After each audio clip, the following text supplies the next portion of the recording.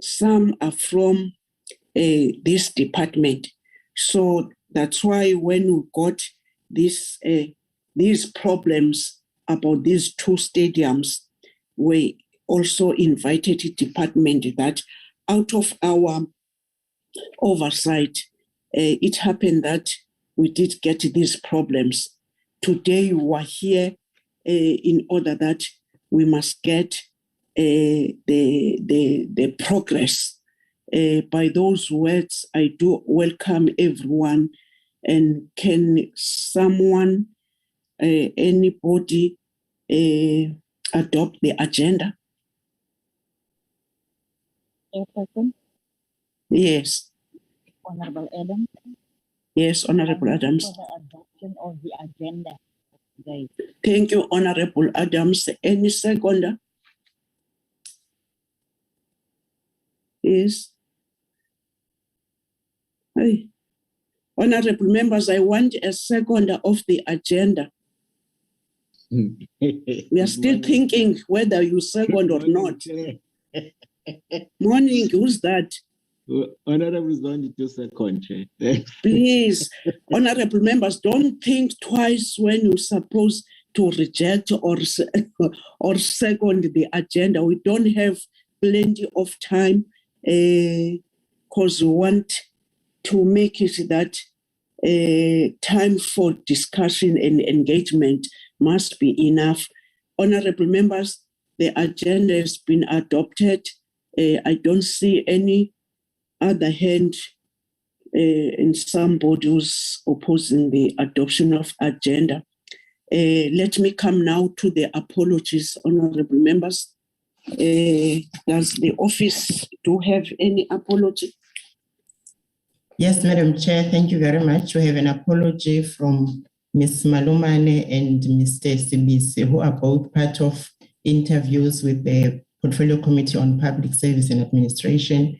We also have an apology from Inkosi Lutuli, who might be joining us late due to a personal commitment. Mr. Madlengozi has an organizational commitment. Uma Mukaula is struggling with connectivity, but she might be joining us if she's able to log in. Thank you, Madam Chair. Thank you, Solega. These are apologies, honorable members. I'm suspecting you don't have any problem with these apologies. I'm taking that you agreeing. If you don't, I'll hear from you. If I don't see any hands, I'm taking that you agree with the apologies. Thank you, honorable members.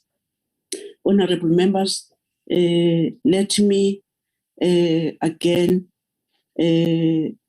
greet the ministry, saying that according to agenda, I'm giving the department led by Minister Mthethwa Nkosinathi. He is here with us. Well, thanks for the introduction, Chair. Thank you so much, and greetings to members of the Portfolio Committee, honorable members, and greetings to I'm jealous. I'm jealous. The delegates from the city of Tshwane and others. I hope the province is here with us. Yeah. I wanted to start the Chair, to start by saying that just to remind each other that South Africa is hosting the Netball World Cup in 2023. Now, it is incumbent on all of us to promote this showpiece on our continent, which will be taking place for the first time after 63 years, not in South Africa, but in Africa. It was a tussle between ourselves and the most countries who have hosted it more than once before, like New Zealand, Australia, and so on. But we won it, as you know. So we need the legacy of this project. The legacy of the tournament itself would be when girls are mobilized in their majority to understand, to know, and love the sport and start playing the sport, particularly netball. So we hope that that would be a lasting legacy over and above other legacy projects like infrastructure and so on. But the everlasting one would be when we see this sporting code growing, even from being number 2 to be number 1 sport, love sport in the country after football. So the board organizing for the World Cup, together with Netball South Africa, 2 weeks ago launched the plan, the popularization plan, which is more of they dub it the Netball Fridays. So essentially meaning that every Friday we must be conscious and conscientize the nation about this coming showpiece. To that extent, Chair, I have already written to the Speaker of the National Assembly. I have written to the Chief Whips of all the parties represented in Parliament to be able to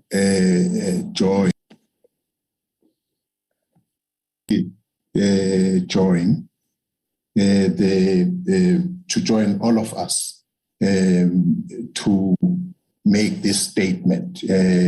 It's not just a t-shirt I'm wearing, I'm making a statement. So all of us should do that. We have said to Chief Whips that t-shirts are available for all members of Parliament, and they will be distributing that, Chairperson. So I thought we needed to start from this so that we are the ones who are leading the nation in ensuring that people understand the importance of what we are about to host. The hosting city is Cape Town City in Western Cape next year.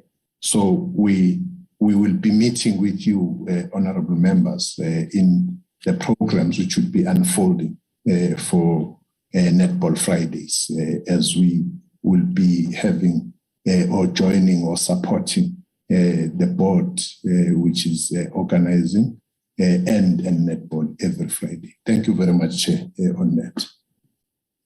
Thank you, Honorable Minister. You must not forget to have a written letter to the chairperson of NCOP also. You said you've written to the Speaker, also a letter to the chairperson of NCOP. But thank you so much.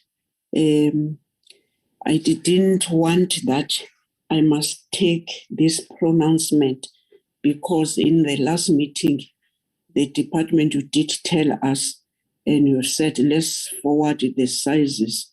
So some of us, we did get our t-shirts yesterday. There are members who were not yet having theirs.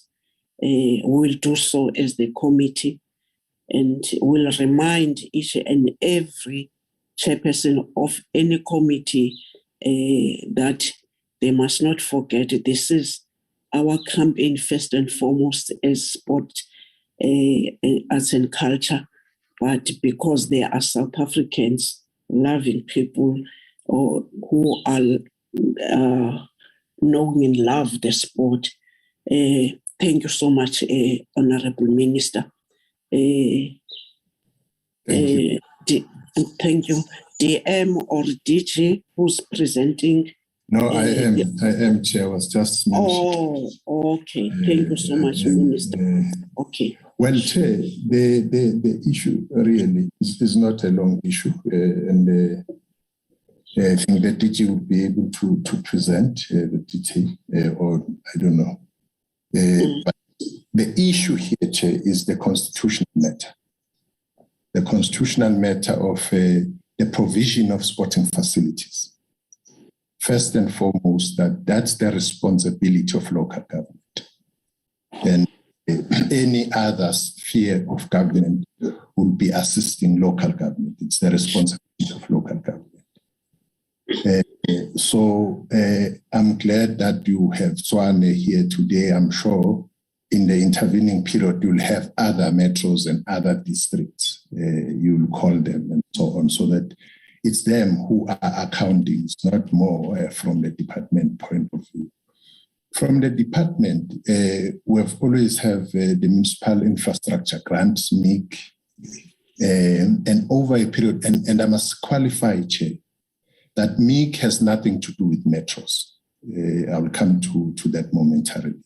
MIC have everything to do with local government districts, as it were.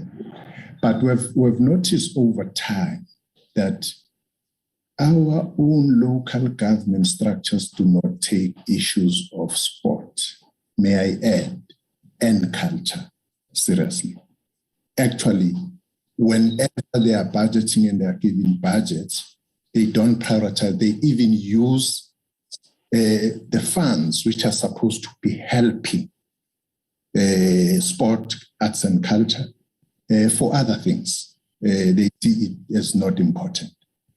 It is against that background, Chair, that we decided that MIC itself is going to be ring-fenced. So districts are forced that this one they can touch, as it were. And we have seen, progress out of that, Chair, because we've been able to ensure that we provide facilities as much as we can through this grant. It's a grant, basically. So, as I said, the team is going to be able to go into details about that. When it comes to Metro, the first metros, Chair, is that they have a lot of money. they have much deeper pockets than many structures of government. You know, we went to open one facility in Stanza Bopape in Mamelodi last year, and I was with the Honorable Councillor de Klerk, and I was joking with him when he said, "No, we have a problem with OD, HMPG, and so on." I said, "No, see, my budget is 4 billion rands. Yours is 40 billion rands. So a small fish. I mean, we are nothing really in the bigger scheme of things. Subsidized. It doesn't make economic sense." But the point I was making, Chair, is that insofar as metros are concerned, we don't even come near them. Again, there is a grant there, but the urban development grant is located within human settlement. So those are the people, they talk at that level. You see, these are people with big finances and budgets and so on. So they deal with it at that level. So basically, us being here is more of interest, of wanting to know what happens with the grants. With the USDP, for instance, as for me, there hasn't been an arrangement of ring fencing. We were just offering that if human settlement can be asked to follow the very way we follow, the path we followed in ring fencing USDG, would actually help a lot. That the metros would understand they have a responsibility and an obligation. Tshwane, I don't think also is really prioritizing this matter from the point of view of sport, because we won't be having a problem. But I want to qualify, Chair, and say it is not a problem of Tshwane and Tshwane Metro alone. Most of metros do not prioritize unless and until human settlement with the same arrangement they can do with COCTA, which we did with COCTA. Yes, it is. Hence the USDG. I don't see any assistance for the facilities at that level. But I'm glad, Chair, that the Tshwane Metro, together with the department and other stakeholders, have been working together to try and see what would be the solution out of this. So the PG then will take us through quickly. It's just, I think it's 4 or so slides, Chair, and then give it to you. Thank you so much, Chair. Thank you so much, Minister. You do put it to the perspective. In the first meeting, your department was present and the understanding was the same to us and on what we are just outlining. Because when we get there, when we came back, we wanted that we must be all here. But now you're coming with the notion of human settlement, which we do understand. Once, as this department before you, we called COCTA, we called our department, and we wanted to get what now our department and COCTA, and we even called what you call the treasurer, because we were worried about this reinforcing, which it was an issue. Thank you so much, Honorable Minister. You are putting everyone to understand why are we here. DJ, thank you.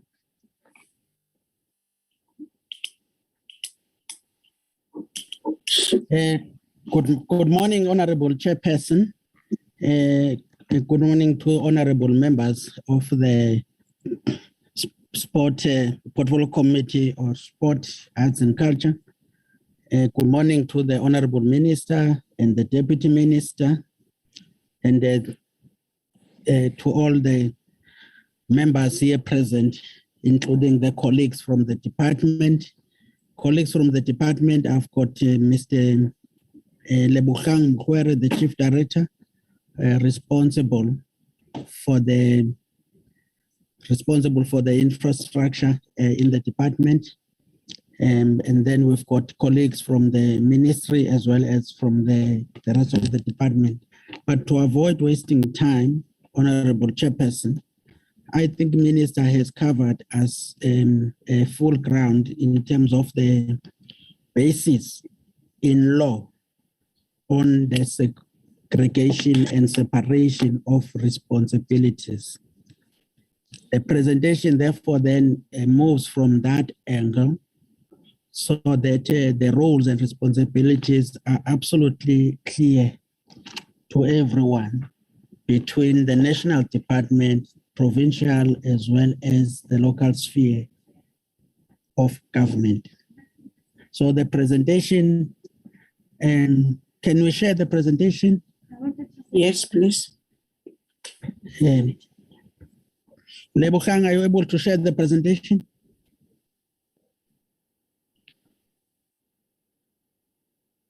Lebo?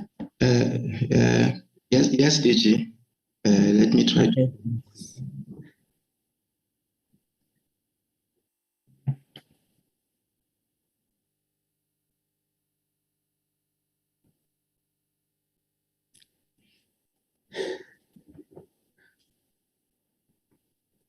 While the Lebo is trying to upload the presentation, can I proceed, Honorable Chairperson?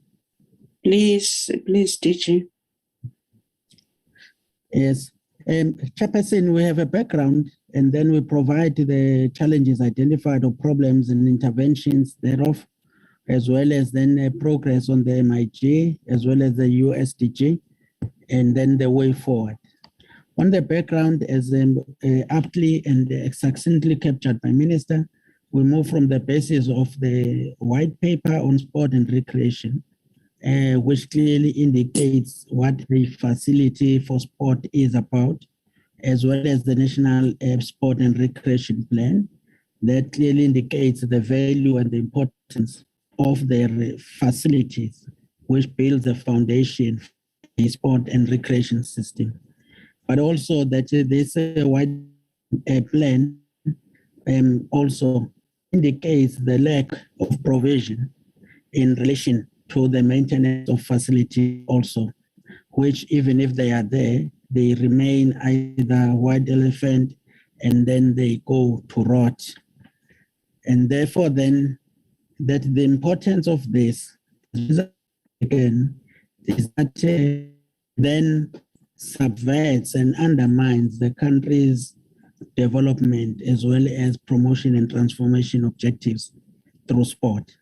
We also then indicating, Chairperson, that this then resulted in government's strategic intervention on this matter on what we call a Build for Sport and Recreation program, a funding model, so that sport facilities can be developed, can be provided to the communities.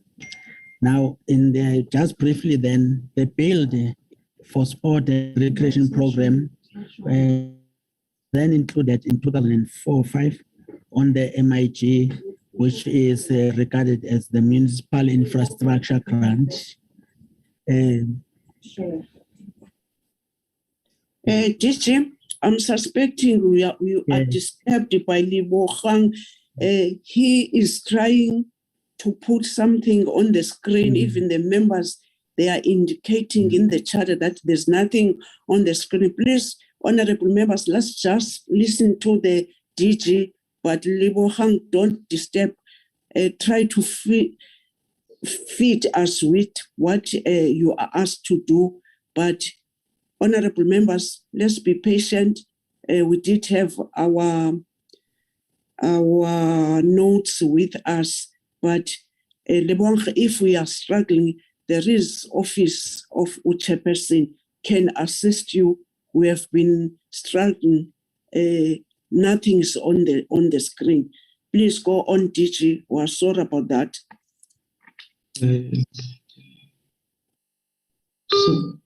Sorry, Chairperson. May I request maybe the office of the Chairperson to assist? I seem to be struggling to upload the document. That's what I'm saying. You must always, when you're struggling, and before even we ask, consult your colleagues in my office in order that we must know, you must not take our time. Do so.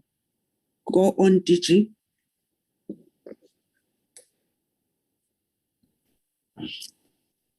No, thank you very much for that intervention, Chairperson. So what then we are indicating is that, no, thanks very much. The presentation, can honorable members be able to view the presentation? Yes, DG. No, thanks. Can you make it on a slideshow, Mongi, and then let's move? I'm on this.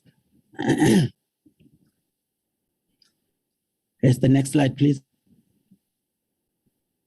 Yes, so I was just indicating here, the Build for Sport and Recreation Plan then got integrated in the Municipal Infrastructure Grant as a 5% of this grant will then be strictly used for sport and recreation facilities by local municipalities. As we know, when we talk about this, there is a very clear categorization that talks to metros as category A, which then rely on the USDG, while we've got the category B and C that then relies on the municipal infrastructure grant. So when we then say that the metros and the MIG cities from the MIG was established, well, that was over time to involve what we call urban settlement development grant, which then covers just metros.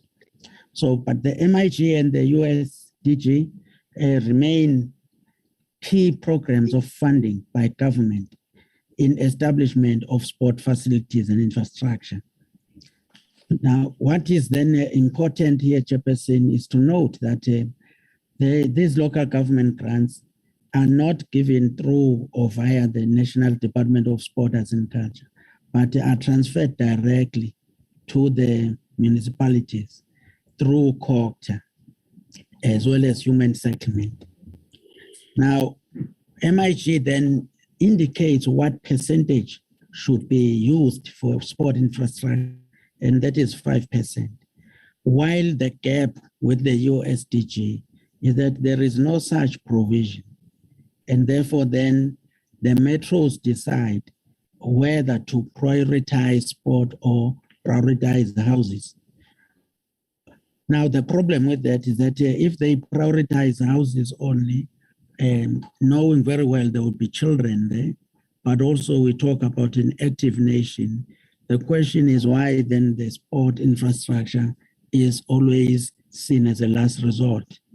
And it's something that needs to be changed by all metros, not just the Tshwane Metro, as we are referring to prioritize the sport facilities as they do integrated planning of infrastructure for any community. Now, sport facilities funding mechanism aligned to constitutional mandate. We just want to emphasize this area that according to Schedule 5B of the Constitution of the Republic, provision of sport facilities is a mandate of local government. For this reason, then funding and for provision and maintenance of sports facilities is catered for through the two mechanisms for category B and C, which is districts and local municipalities, is through MIG. And then for the metros is the USDG. Whilst then the sport development in its entirety is a function of concurrent responsibilities by three spheres of government, but the Constitution clearly bestows the responsibility on issues just of national policy and norms and standards, which these spheres must also then be able to meet. More national department may intervene to see to it that municipalities fulfill their mandate in provision of facilities, but without encroaching on the issue of the constitutional mandate for each sphere of government. What is a problem? The problem that has been identified is that regardless of these funding mechanisms, the issue of provision and maintenance of sport facilities is not prioritized, thus compromising its availability and usability by communities. And that this is both at local level as well as at metro level. Mainly when we engage to find out what is the problem, the municipalities advance a reason that says there are pressing needs regarding provision of municipal basic services, and they have limited resources to meet such needs.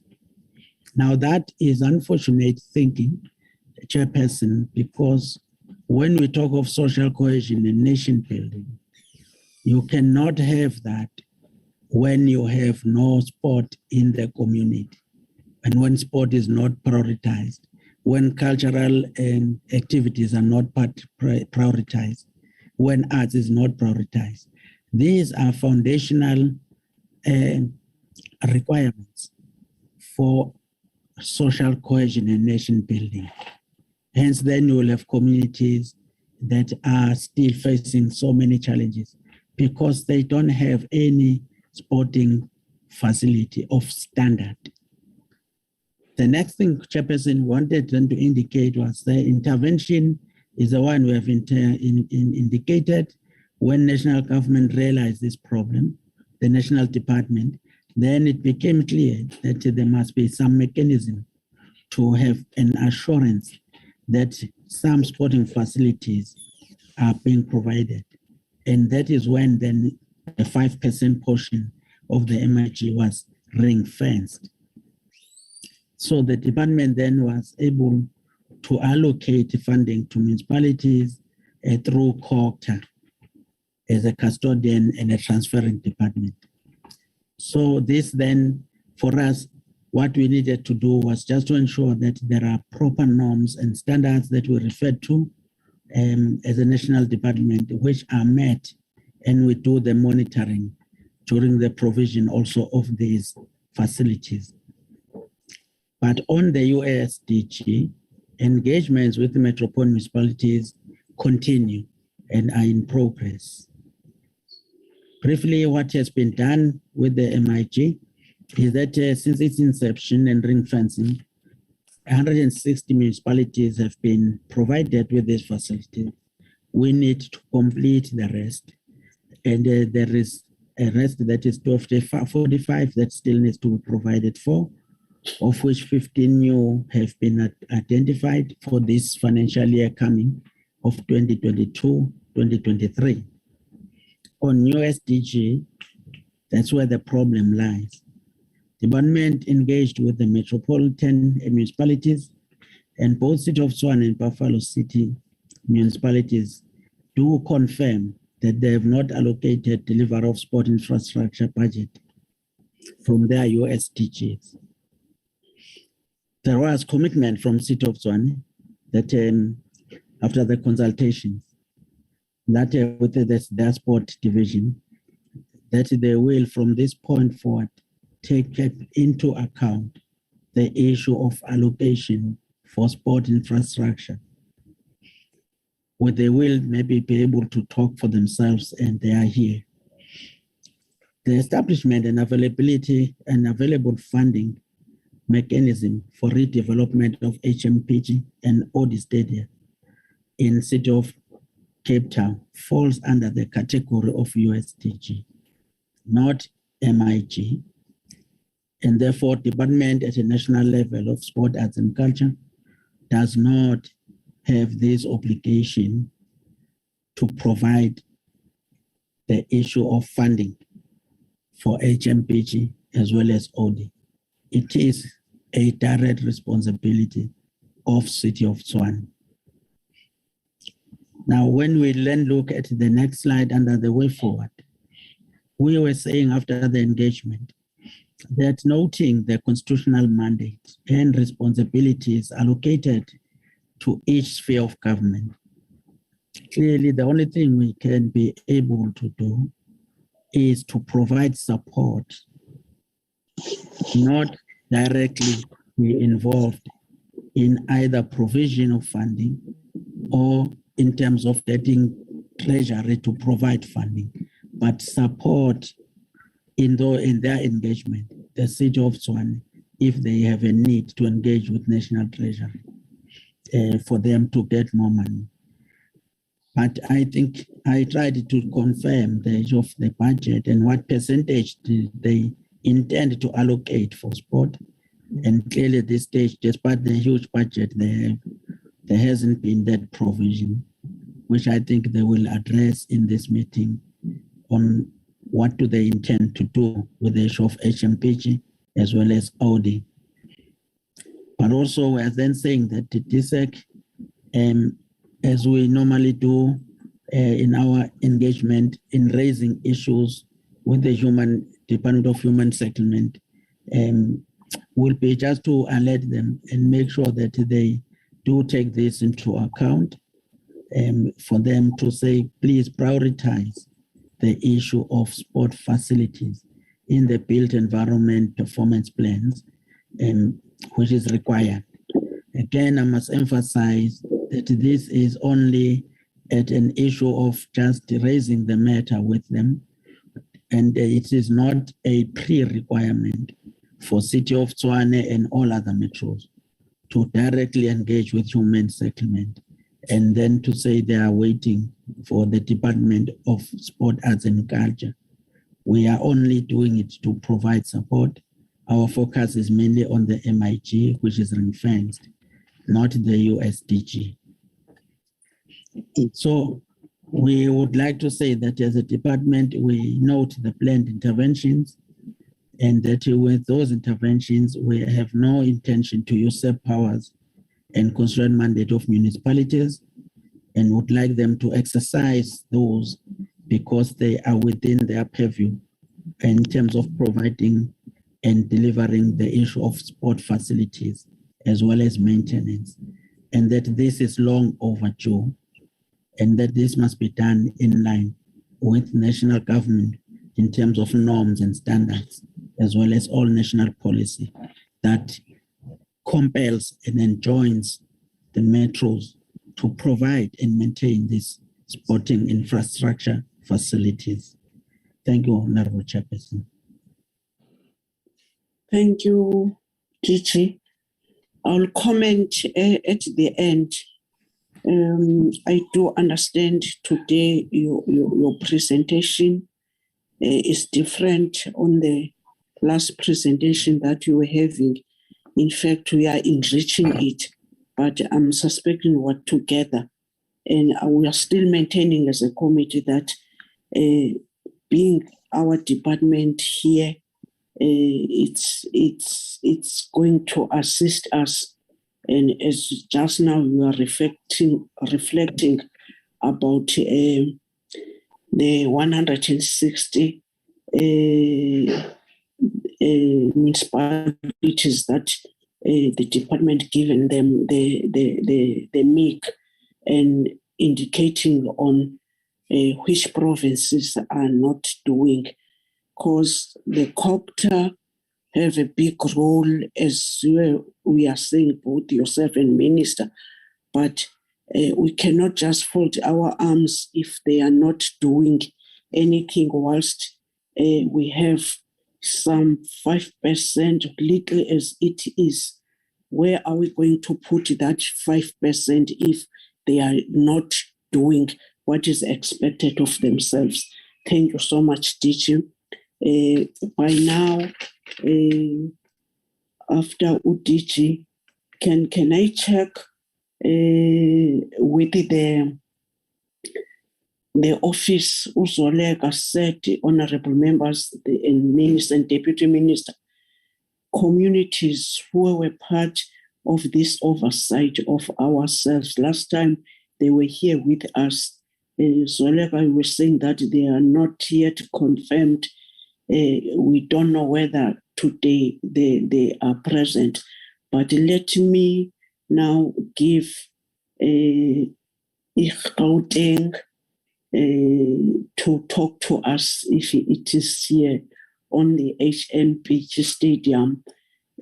Those are things that were outstanding, and we were given each other that when we're coming today, they must come and brief us. How far are they? I thank you.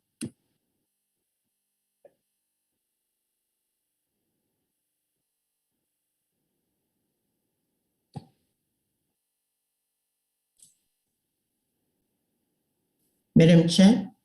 Yes, sir. The community leaders are present and the presentations will be done by the City of Tshwane. Yes, that's why I'm saying thank you for that information. I'm calling the City of Tshwane now. Are they in City of Tshwane? Yes, Madam Chair. Who's in that I must call, that you must kickstart? Mr. Mukebe was in, Madam Chair. Mr. Mukabe, please, they must come and introduce the delegation, and then they must kickstart.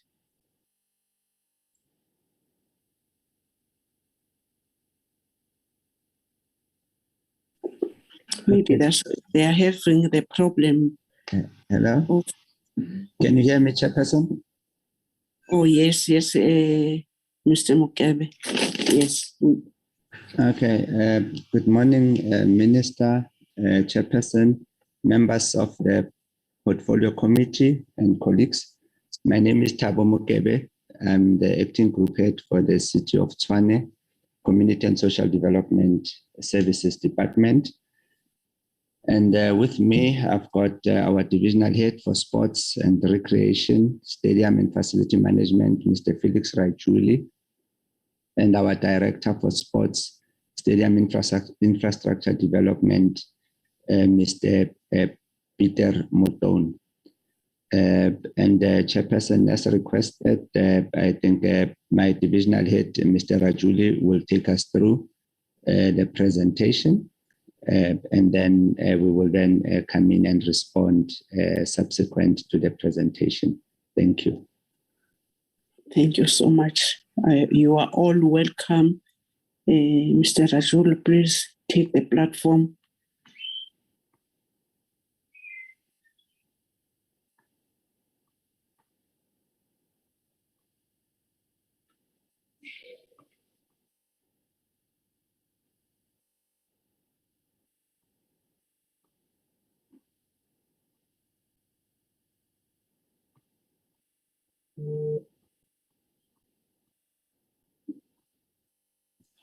Good morning, Chairperson. My name is Felix Rajuli. I'll be doing the presentation. I'm just trying to check if the presentation has been submitted so that it can be flighted onto the screen. Whom do you want to flight? It's our secretariat. Yes, You're asking ma'am. that? No, yes. they do have. Oh, yes, there it is. Thank you, ma'am. Thank you. Yeah, thank you, ma'am. If I may continue, good morning. My acting group head, Peter, the director from the city of Tshwane. I'm not sure if the MMC is here, and I would like to thank the opportunity, Chairperson, for us to present on Odi Stadium, and also to greet the members of the portfolio committee. Thank you. The presentation is on the screen. I want to check if it's visible for everyone. Chair? Yes. Yes. Yes, okay, thank you. All right, yeah, the table of contents is the purpose of the presentation and updates on the Odi Stadium. From there on, we move to plans and funding requirements, and we then look at other options that are there, then we conclude on the presentation. Thank you. The purpose, as I said, is to upgrade the portfolio committee on project phases for the Odi Stadium project. Phase 1 would entail the demolition, and phase 2 would entail the redevelopment of the stadium. And the proposed way forward regarding regarding funding and to deal with the challenges of the stadium facility. Next page, please. The demolition of the existing multi-purpose sport and recreation sports facility and the establishment of a new multi-purpose sports facility that complies with the Occupational Health and Safety Act standards and requirements as set for facilities used for public gatherings and recreation. The stadium needs to accommodate various sporting codes. Next page. The background, the stadium consists of an uncovered grandstand, secondary 4 rectangular, 2 small triangular stands, and 20 floating stands, giving the stadium a seating capacity of approximately 50,000 seats.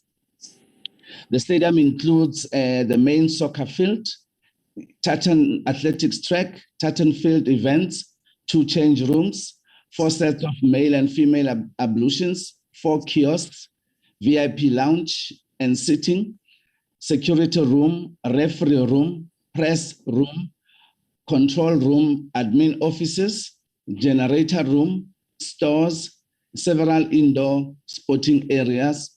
The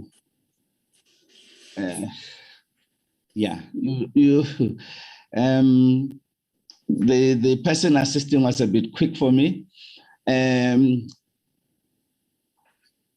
The stadium consists, I've gone through that. Other facilities outside the stadium include combi courts for tennis, basketball, volleyball, and 2 informal soccer training grounds. Next slide.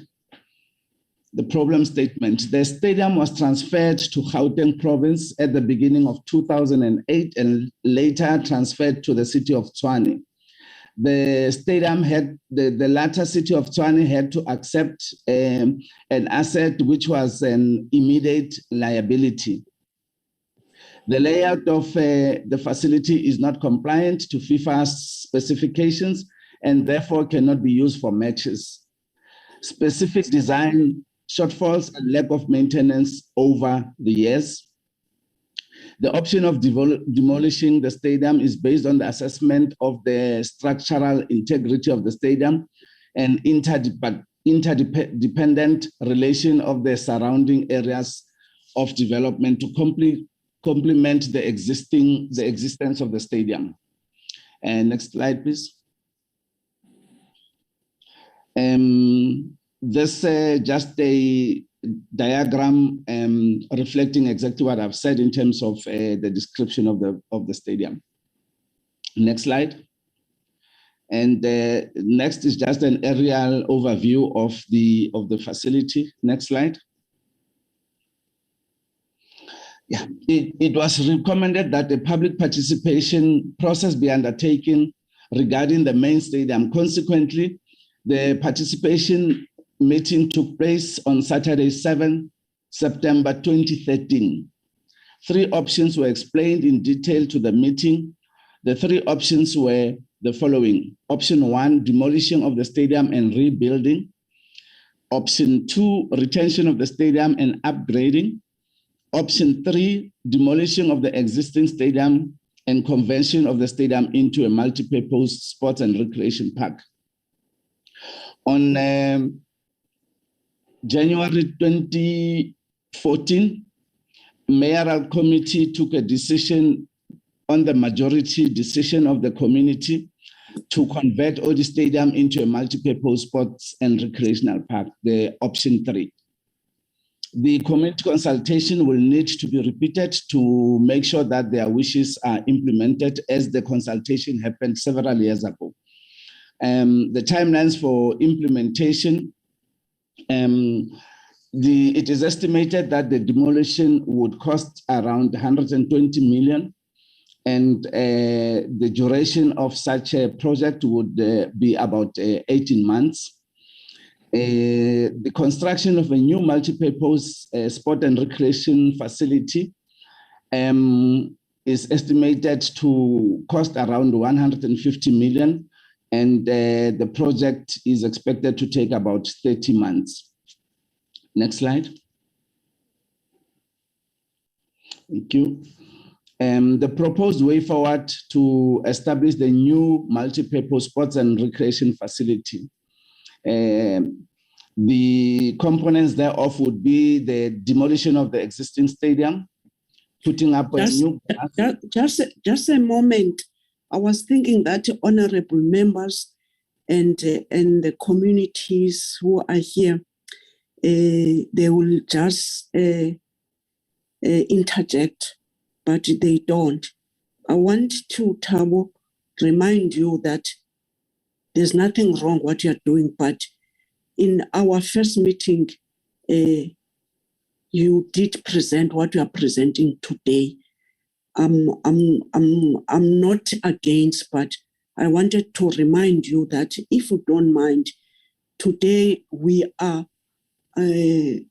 waiting of what you in the last meeting you were asked to come and give us the progress. What we are presenting now, it's what as the committee, when we're doing oversight, did get these findings together with the committees and together with your good selves. But I was thinking that, honorable members, I'm not bored, but this is a good information. But here we are today. If you don't mind, go what we have done since then that you were here in the committee. Because the background, we did get it last time, and we are expecting today that you must report the progress.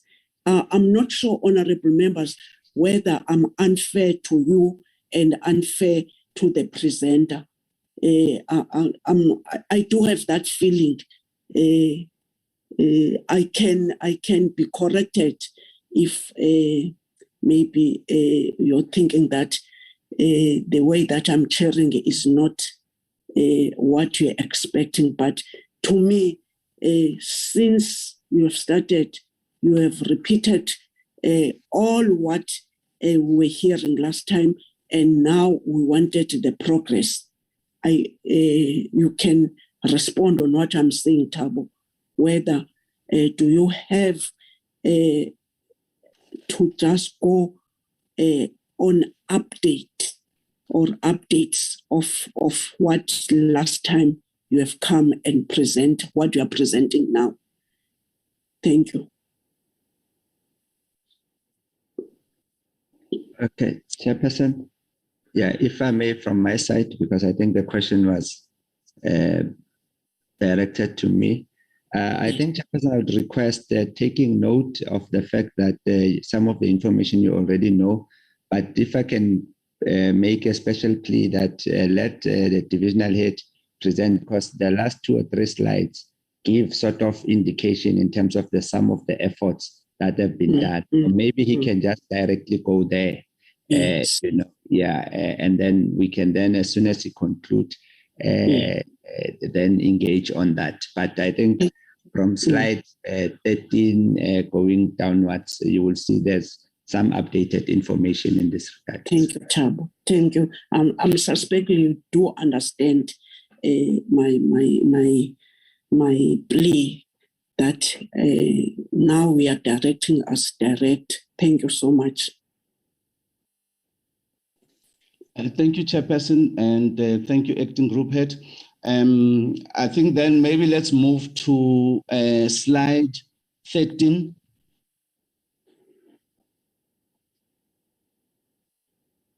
Yes, thank you. The funding options that we looked at, the first one was national government grant funding, where we're saying that 15% of the USDG grant be ring-fenced for sports infrastructure. But our efforts in this regard are not yet successful. We have engaged the Human Settlement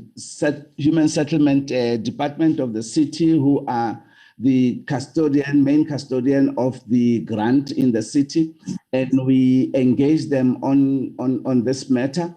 And the understanding from their side is that they are still going to interact with various departments in the city after they have confirmed that a portion of the USDG grant is supposed to be meant for social amenities.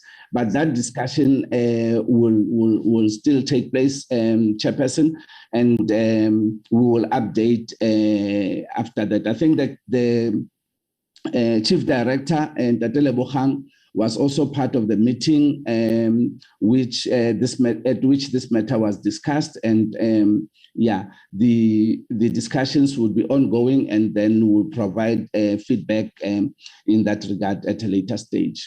The other option is the public-private partnership option. In terms of this, Chair, I would want to put on the table that we have engaged a department within the city called Group Property, who are busy preparing a report for council on the exploration of this option. Yes. The last funding option is Tshwane internal funds, and the project has been included in the past year's wish list for the city, but up to this far, we have not managed to get any funding internally from the city. Next slide. Challenges and proposed solutions and way forward. Well, the challenges, as indicated, would be the availability of funds for the demolition of the existing structure and redevelopment of a new multi-purpose sports and recreation facility. And the existing stadium has been declared unsafe and creates a health and safety challenge. But there's also lack of resources within the city to secure the stadium. Proposed solutions is to explore funding applications to Treasury, P options, and Tshwane internal funding. The stadium previously was fenced to keep intruders from entering, but this is a continuous challenge, and the option here too would be to involve community participation to ensure safety. On the way forward, the current financial situation of the city creates uncertain development opportunities towards the demolition and development of the facility. The current unsafe facility is a big challenge due to lack of internal resources, and the option of external or private funds need to be explored. An additional new development concept can be looked into, wherein a private investor can assist with funding to create a symbiotic commercial model that will benefit both the private sector and the city. I thank you, Chair. Thank you very much. Mr. Mathebula.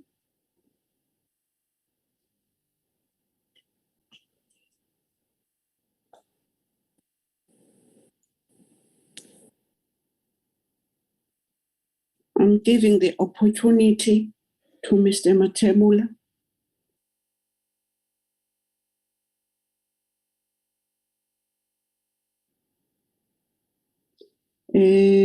Zoleka, you indicated to me that Mr. Mathebula want to take platform immediately. Maybe he's having a problem. If he still have a problem, I'm suspecting, as we were expecting, that this meeting can be a longer meeting, and when we're going to engage, we'll be having proposals, especially now that there's not yet anything happened. Maybe we must also be aware that we have a new leadership in the municipality, and maybe honorable members of this committee and the department, we must propose something which I'm thinking that we can propose what next. Because as a committee, we did take an oversight, and we were asked to go and look at this, and the communities also, they were not happy, but seemingly those who are supposed to do the work is not yet there. The department, whatever they want that they can do without COGTA and whoever, they cannot. So I'm expecting concrete proposal from here, in order that as the oversight was saying that we are going to say we've done what we were supposed to do. We wanted today to hear the progress. Progress is not yet there. I'm trying to channel this discussion in that way. Honorable members, platform is yours. Excuse me, Madam Chair. Yes. There should be also a presentation on HM Pitje, Chairperson. Okay. Are they present? This one was on Old Stadium. Are they with us? The municipality should also be doing that. Can they do that?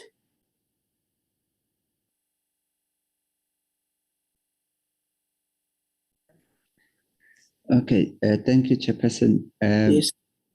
Yeah, on the HMPJ presentation, maybe there has been a bit of misunderstanding because we were under the impression that the Gauteng Provincial Department of Sports, Recreation, Arts and Culture will be presenting.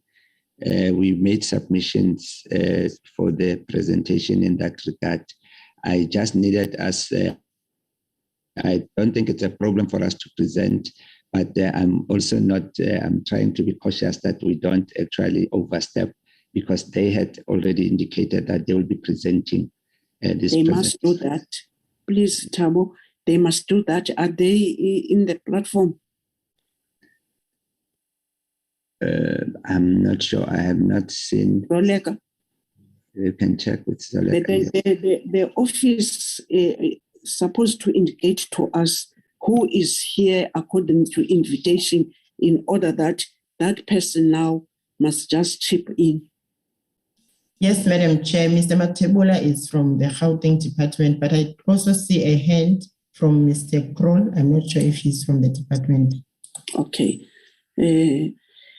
So anyone who is in the platform in future, you must know who's he or she and where she or he is coming from. Mr. Joel Karel and Nareli Lebepe, can those hands talk to us?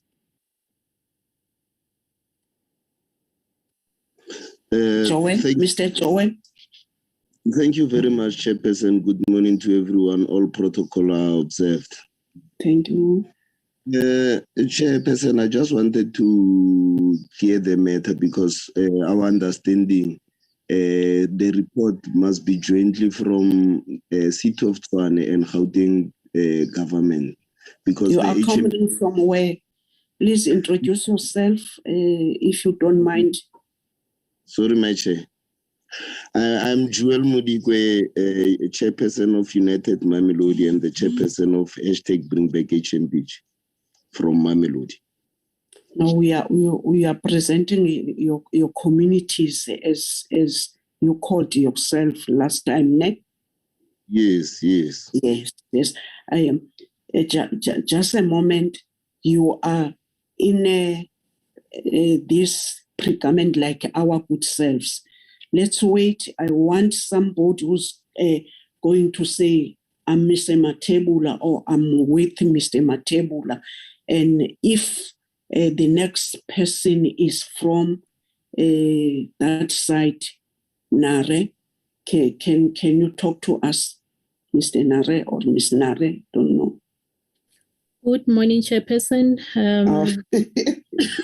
The Minister and all protocol observed. I'm Nareli Baby. I'm Chief Quantity Surveyor in the Department of Sports, Gauteng Province. Thank you. I'm here representing the infrastructure unit in the absence of my senior colleagues. I'll therefore do the presentation. I'm not sure if Zoleka can assist with beaming the presentation. Okay. Yes. Zoleka, I think the best would be to present the latest one that we've just updated. Yeah, this doesn't look like it. Check the email from this morning.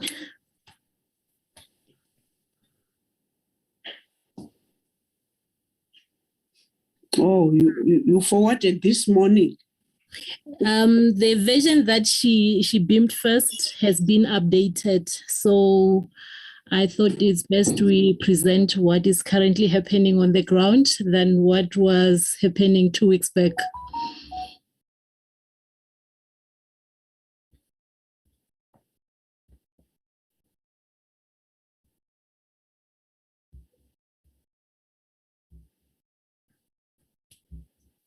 Okay, thank you. If you may go to slide 2. The purpose of our presentation is to provide a status update on the progress to date in terms of the demolition of the HMPJ Stadium, highlight the challenges and propose solutions, and propose a way forward. The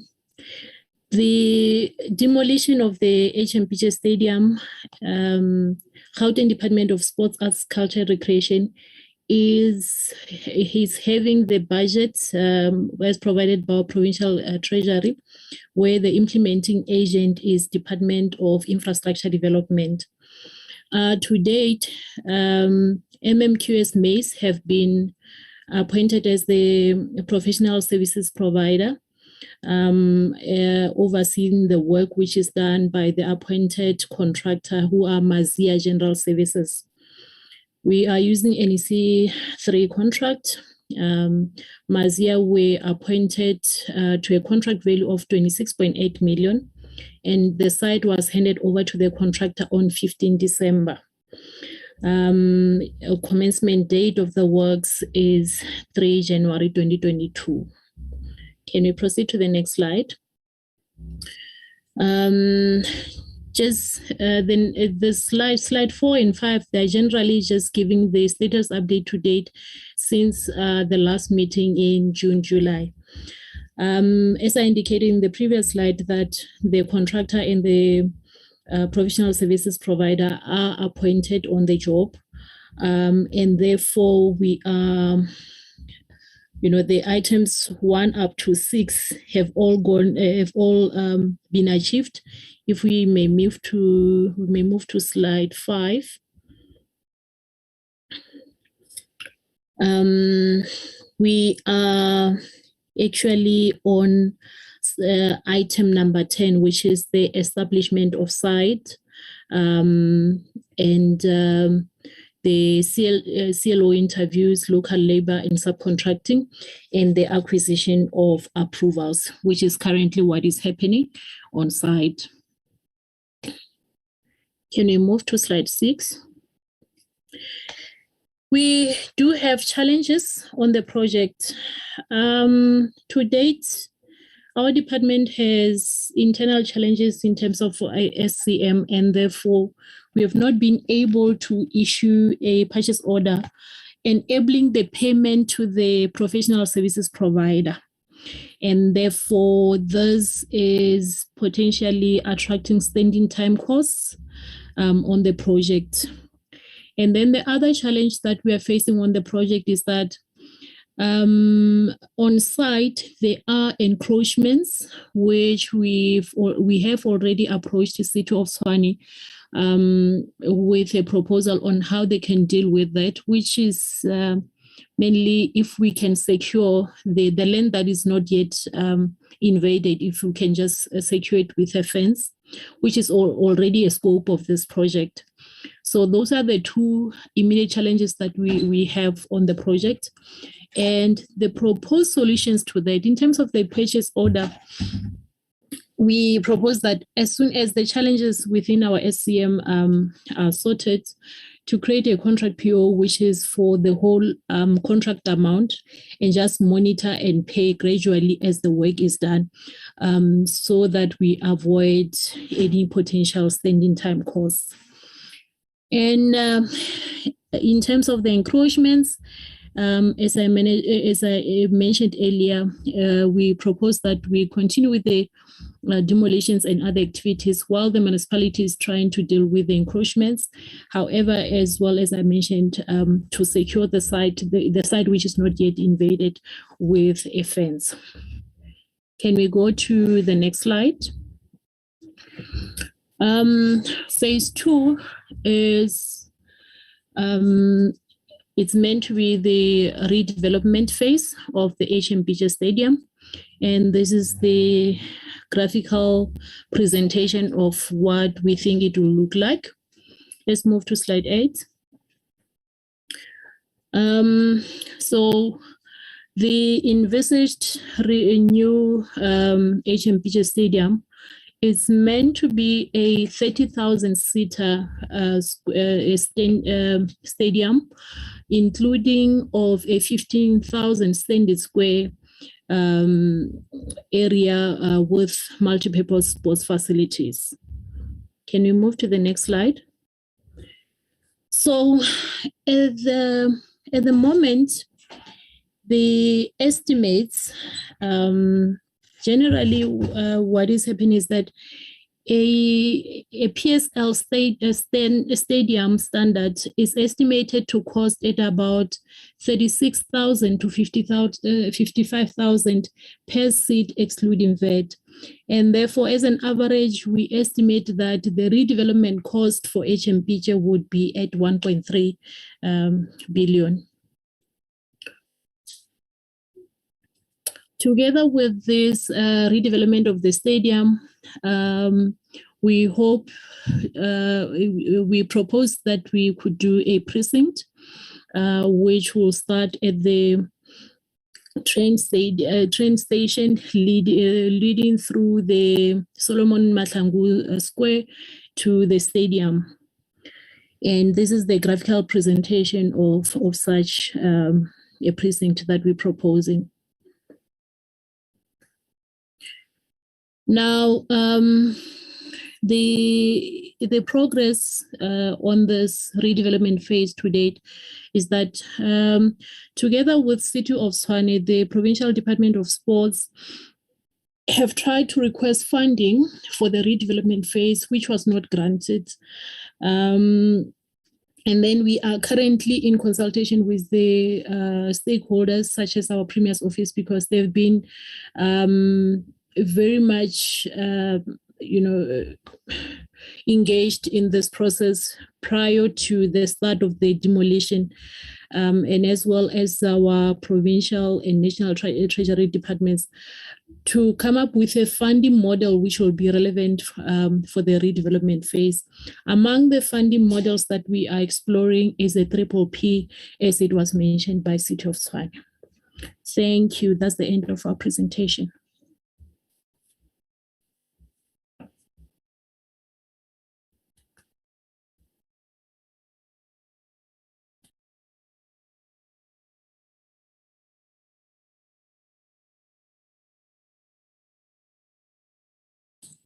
Madam Chair, you are on mute.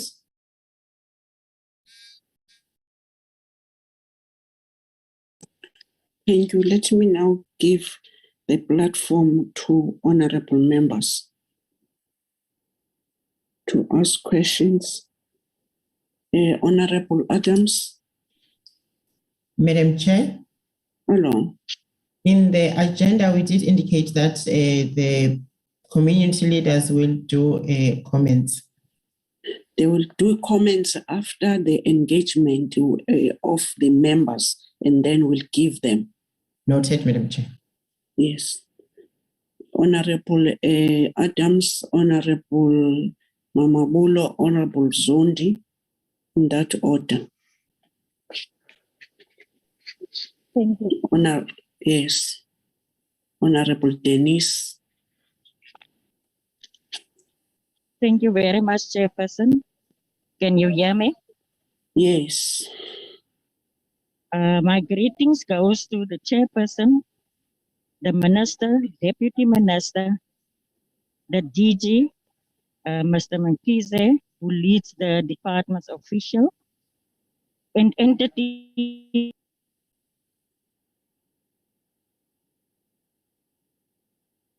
on. Chairperson, my first question to the department. On slide 3, Chairperson, BSRP integrated in the municipal infrastructure grant, the MIG, must be used strictly for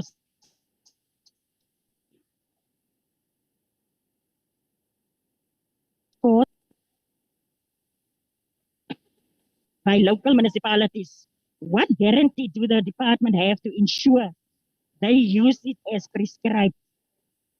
Chairperson, we all are aware that MIG funds are used to pay workers. Are there any agreements signed between the department and municipalities? My second question to the Department of Sport, Arts and Culture, as well as COCTA and SALGA, through municipality infrastructure grant, district development model, and other private-public partnerships should ensure that sport facilities should be renovated, opened, and returned to full working order.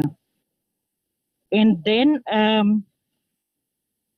Chairperson, on slide 6, there was reported that 2016 and 17 and 2021, 2022, department allocate funds and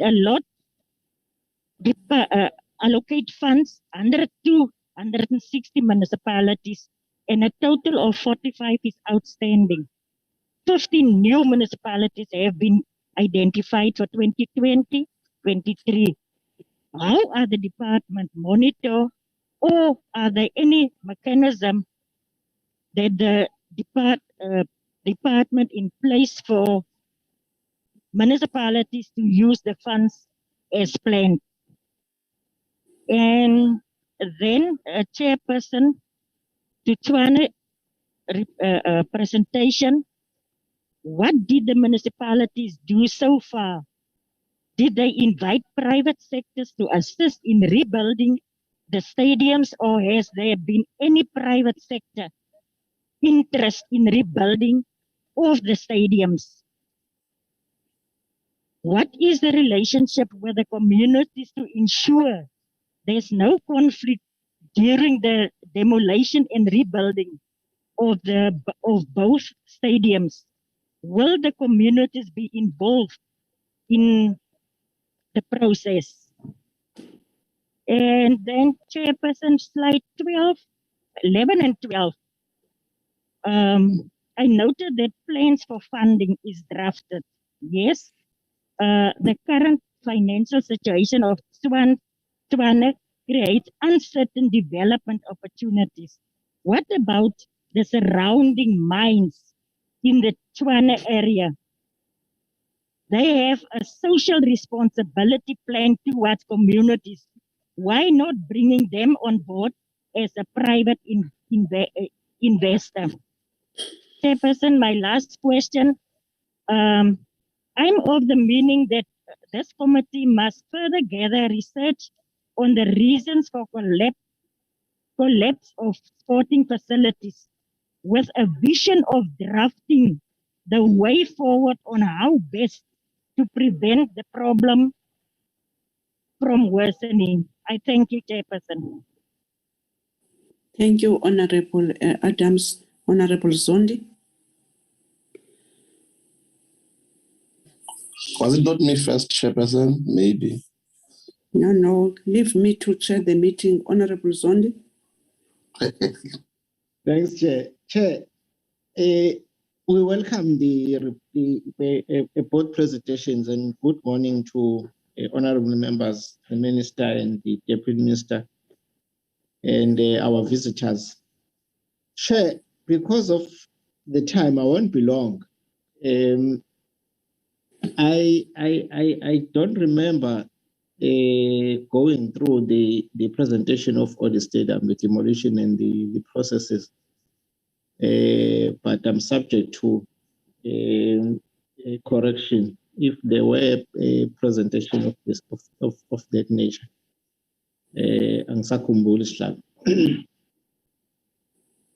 Oh, they were saying that they were forwarding it this morning. Oh, yes. But because we want at least the update, they are updating us. So. Yeah. No, I don't have a problem with that, Chair. I listened to the comments by the Honorable Minister, Chair. It's correct. There are few municipalities who are serious about funding infrastructure funding. There are few. Most of them, they don't care. And if they are prioritizing their sporting facilities, it's something that does not satisfy the community. So they are just doing it so that the funding will be spent, not because the priority of the community. They take the priority of the communities in terms of the quality of the infrastructure that they are giving the communities. But yeah, and that is why the department has to ring fence this funding for the grant for the municipalities. But even though municipalities are reluctant to take responsibility of some of the facilities, and the example is Tshwane, where the old stadium, the state of the stadium, it took 10 years for Tshwane to receive the stadium because they were reluctant to take the stadium because it seemed it was a liability to them. That is why they were failing even to cut the grass on the stadium. But having said that, Chair, I think the progress on the Tshwane and OD from both the department and the municipality in their previous presentation and this one, they are not the same. The MEC is not here to share with us some of the commitments they made, because they made us to lie. I don't know why. They said the demolition process will start on the 20th of August, if I'm not mistaken, last year. I remember very well because I debated this in the National Assembly, and that I outlined these timelines of the department on the Tshwane, on the Pitje stadium, to be specific, not OD. But it only started on the 3rd. I don't know. I would like, if the department is here now, it's the manager, not the senior leadership of the department. I would like to know what were the challenges, because if you make a commitment and you don't make a follow-up, we are making follow-ups on everything that are being presented to us. And we were made to lie in the whole nation that the demolition process will start on August, that it didn't. And we are not getting reasons why it started late, because it's the very same department. There were no conflicts between the municipality and the department. But because they are not here, Chair, it's just a question, a hanging question. But Chair, the second one, Chair, that is a little bit confusing, but not that much on the side of the municipality and the department.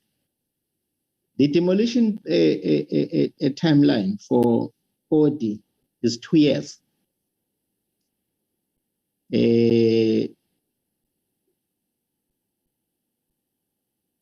And the demolition timeline for Tshwane is 1 year. They are saying they will start they have started in January 3rd and they will finish in January next year. Which means the two stadiums, yet the two stadiums are or will be demolished by the very same municipality. I don't know, I just want clarity why the second stadium will take 2 years to demolish. But my concern again at the end which means the new development of the OD together with the new development of Tshwane.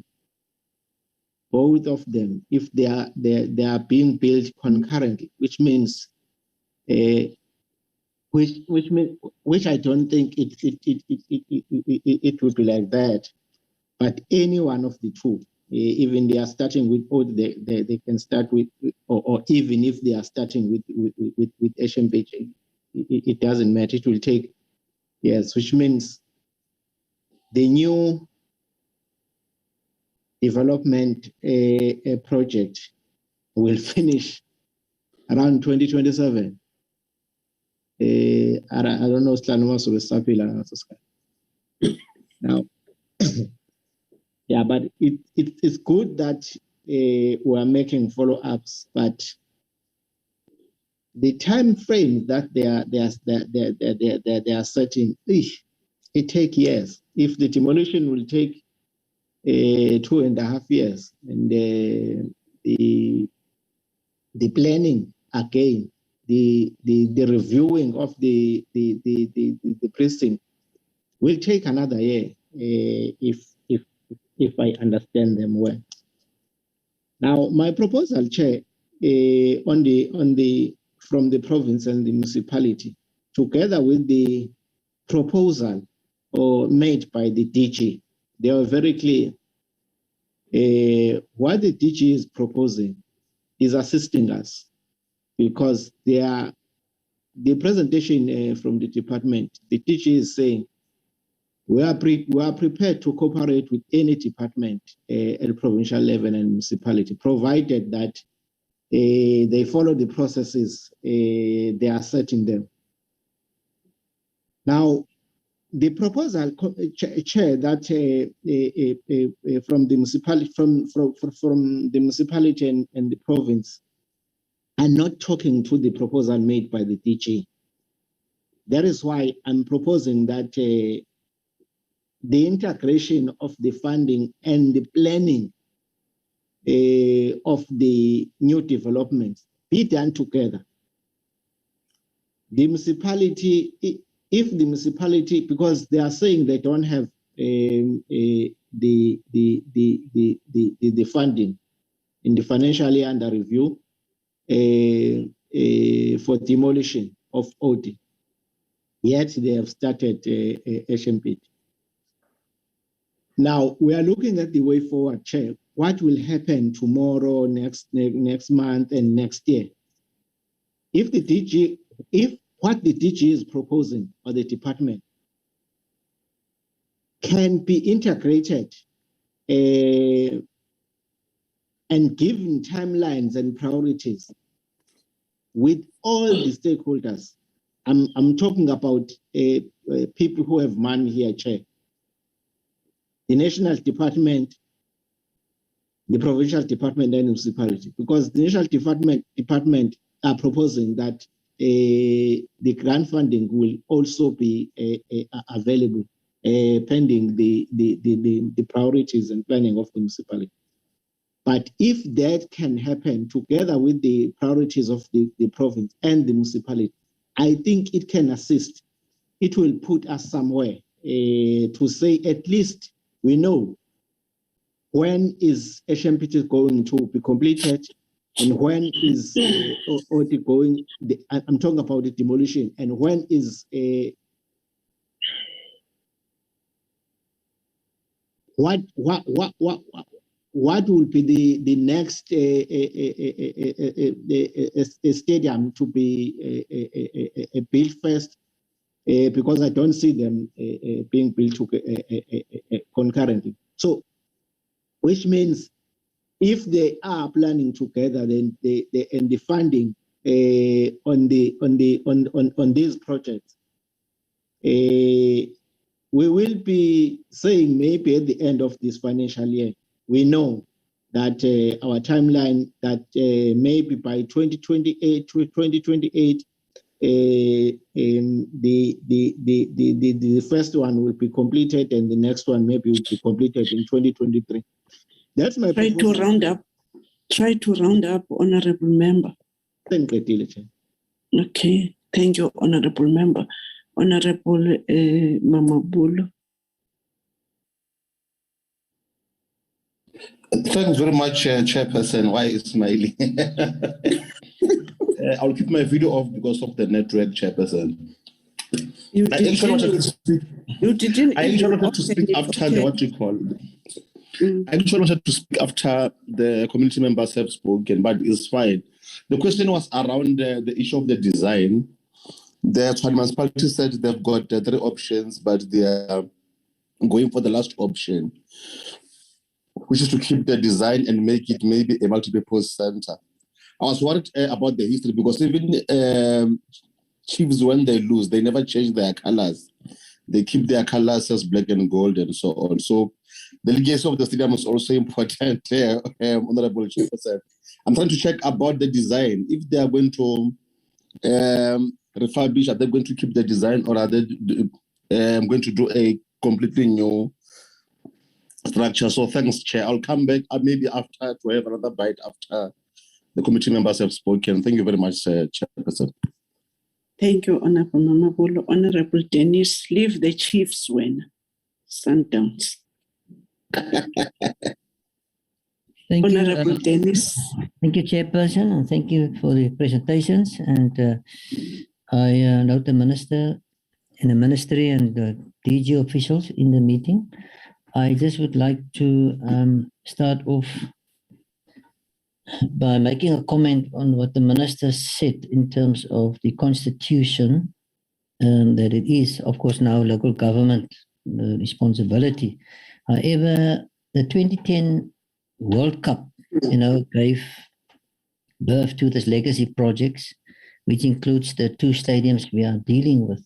And therefore, national government cannot just shift the responsibility, Chairperson, straight away to local government. I think that is important.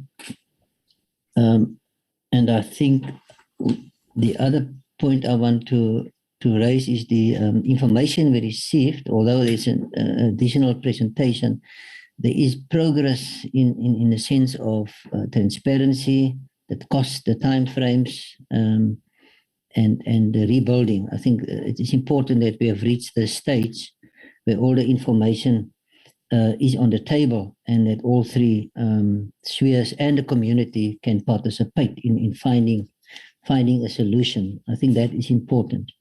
But I think national government still have to drive, and the department still have to drive this project, and then we are all involved on oversight on it to ensure that eventually the community gets what they deserve. Because before the World Cup, there was a stadium. It was then, of course, due to health and safety reasons, not able to use. It was obviously national government's drive too that led us to getting the stadium. But now with the situation we are facing and the funding in particular, it is important. Chairperson, I think the solution here is visionary leadership on all spheres. And I think that we must look at what is our own time frame that the department or the municipalities, all of us agree on, that this projects for this community must be completed. It's about visionary leadership. Otherwise, we're going to talk forever. And years to come, and in another term of Parliament, they will be still have this. So I'm glad in our term, and that we have set a few goals for ourselves and to drive this project of giving the community what they deserve. So if the department or the other role players can or the minister can give us an idea, what the ministry, what is the time frames that we are looking at here, besides the public-private partnership and the funding, that we can say this is the project, and that is the date or the year we would like to see the stadium in the full context that we are talking about. The other important part is the safekeeping of assets and sports facilities, not just on this project, Chairman, we are talking about, but on everything else that has been done by government and that exists.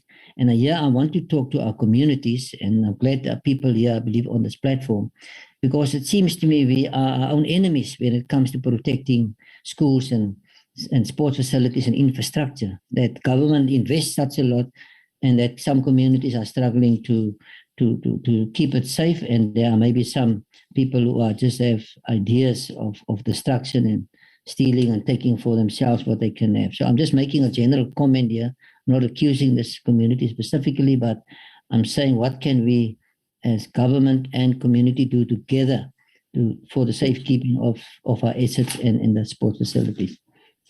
Chairperson, that is what I would like just to say for now. I've heard all the comments that was raised, and I agree with the other members. It is a year to demolish for me is a bit long as well. I need also some clarity on that, and then I want to say to the minister in closing, Chairperson, that we also have a shadow minister here in the committee, and I hope the minister can give me good answers. Otherwise, I must submit the private members bill that members can ask questions to the shadow minister, my member Maslongo. Thank you, Chairperson. Thank you. Who's laughing? Thank you, Honorable Dennis. I want to I'm a bit not happy about the progress, and I'm suspecting as the committee we've done our role to do an oversight.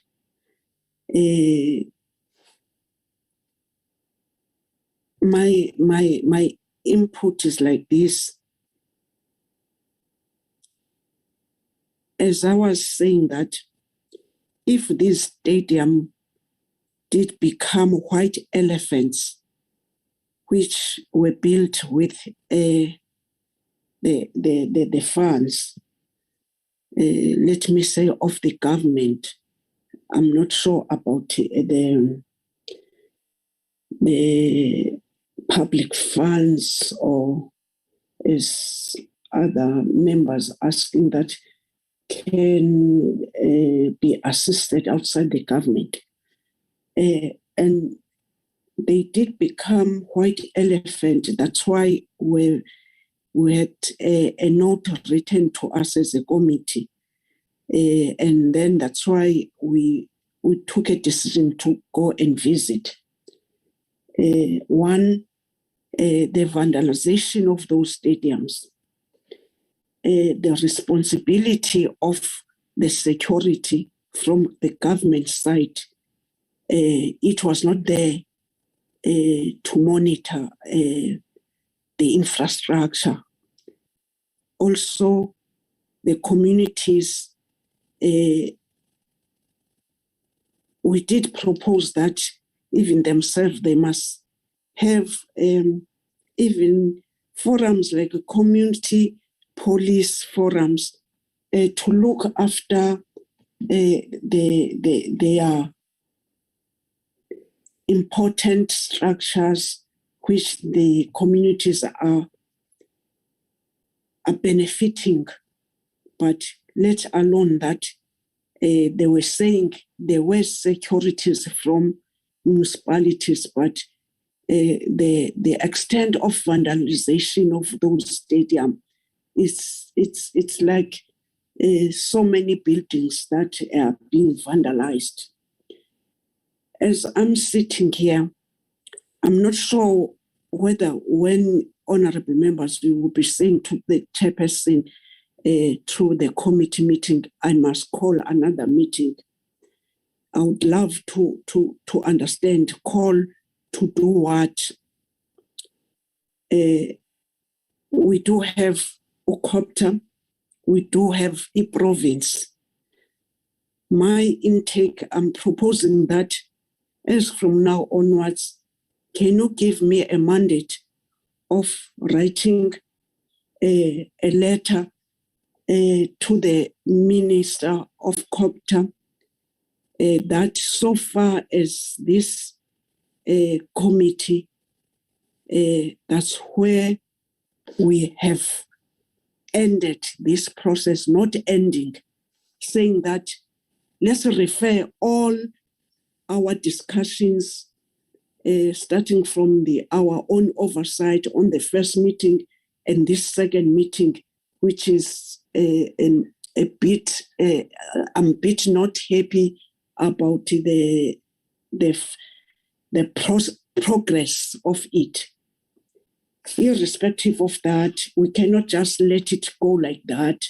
And then also writing to the provincial government as this committee, outlining the frustration that we're having, being people who are involved in the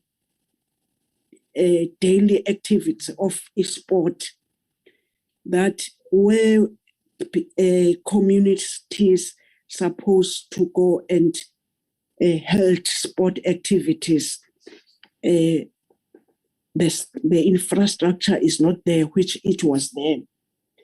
And then try to outline how far have we gone as this committee. And I'm proposing that because I'm a bit frustrated, but frustration without a way forward, it's not going to assist us. That's my proposal. Maybe as this collective, the department, the communities, and the municipalities which are here, that's my contribution that I'm proposing, that urgent steps must be taken, irrespective of that the money is not there, but the sister department must be involved. By that now, let me give the community leaders who are here, in order that when the relevant departments which are here, or governance structures which are here, when they are responding to the members' questions, they'll also respond to you, community leaders. Now that's the time to give it to the honorable members of the communities which have said they must wait. Now this is your opportunity. I thank you. Yes, and Deputy Alisola, Athletics Tshwane West, Joel Carrell, in that order. Thank you so much.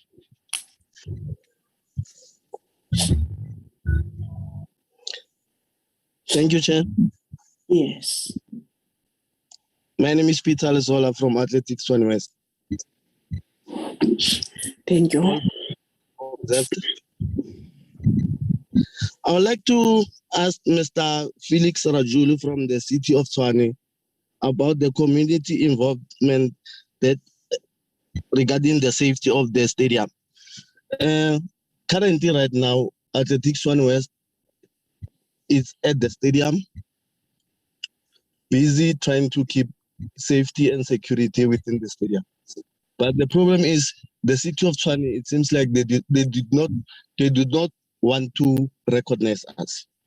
So I would like to ask this, the city of Tshwane, why can't they recognize us? Because we are already at the stadium and trying to keep safety and security at the stadium. Thank you. Thank you. Thank you.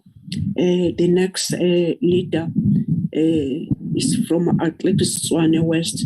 I don't have the name. If when you are going to raise question, tell us your name. Thank you. Good day, everyone. All protocols observed. I'm Kahiso Rahube, the Deputy Chairperson of Athletics Tshwane West. What I have here is just a remark and two questions for the seat. There has never been public participation since the last one mentioned by the city. And I see there was supposed to be a follow-up public participation. to make sure that the community's wishes are exactly as they say when the city says demolition. But right now, the community knows nothing concerning that. Even the numbers that they are presenting there, we don't have any idea of that. We don't have anything like Mamelodi community had in paper that the city is doing 1, 2, 3. But right now, I'm amazed that they've already finalized everything. They're already moving on with steps, and they're already looking for funds for demolition, whereas we are left in the dark. And according to our last meeting, we were supposed to meet with the city again, if you recall, Chair. We were supposed to meet with the city as the community of Maupane and sit down and work on the security and the decision on Odi Stadium. But right now, we are still waiting for the city. We tried to look for them there and there, but then we had no luck finding them. So what I want to know from the city is, are they willing to involve us in everything that's happening concerning Odi Stadium, or they'll just come to us and present everything to us like they are doing right now? One other thing, what is the plan concerning cleaning? Because they are concerned about safety of the community at the stadium. So what about cleaning? Because cleaning also involves safety, because due to snakes, they only cut the grass in the inner field. So on the surrounding field, we cut the grass using grass cutters. Last year, we lost a bush cutter due to theft at night at the stadium. So we closed the windows with brick walls. And then we had security there. But nothing happened. We didn't recover anything. So we bought another one. Next week, we are going to cut grass around the field and in the entrance, and we are going to clean the parking area. I would like the city to come and sit with us and plan on this, since they are still looking for budget. So concerning safety, we should sit down and plan thoroughly. And they need to involve us and get our contacts, because when we try to get their contact, they take hours, but they never come back to us. Moving on to the other thing, especially to the Honorable Minister, Mr. Natim Tet. I think your influence will work better concerning the development of sports facilities in our city. Because according to my take, there's no serious progress. I'm not happy with the progress made by the city at this present moment, because there's nothing happening. Basically, they're just telling us some things. There is a repetition of last meeting's presentation, plus few additions that we are not aware of. And one other thing, can you please how can I put it? Can you please make sure that this 5% budget that is mentioned here, that allocated by the metros, is increased in order to cover enough sports development in our city?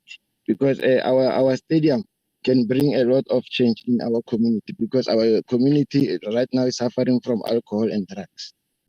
So my question is, when will we meet with the city, and then when will at least our Honorable Minister come and visit the stadium and see the conditions of the stadium?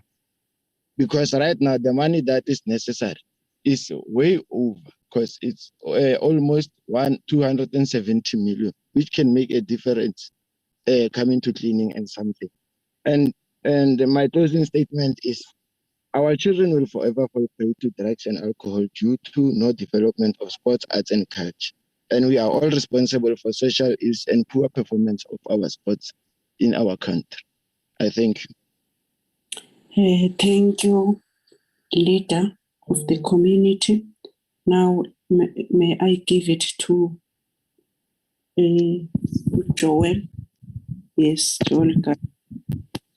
Yes, thank you very much. Thank you.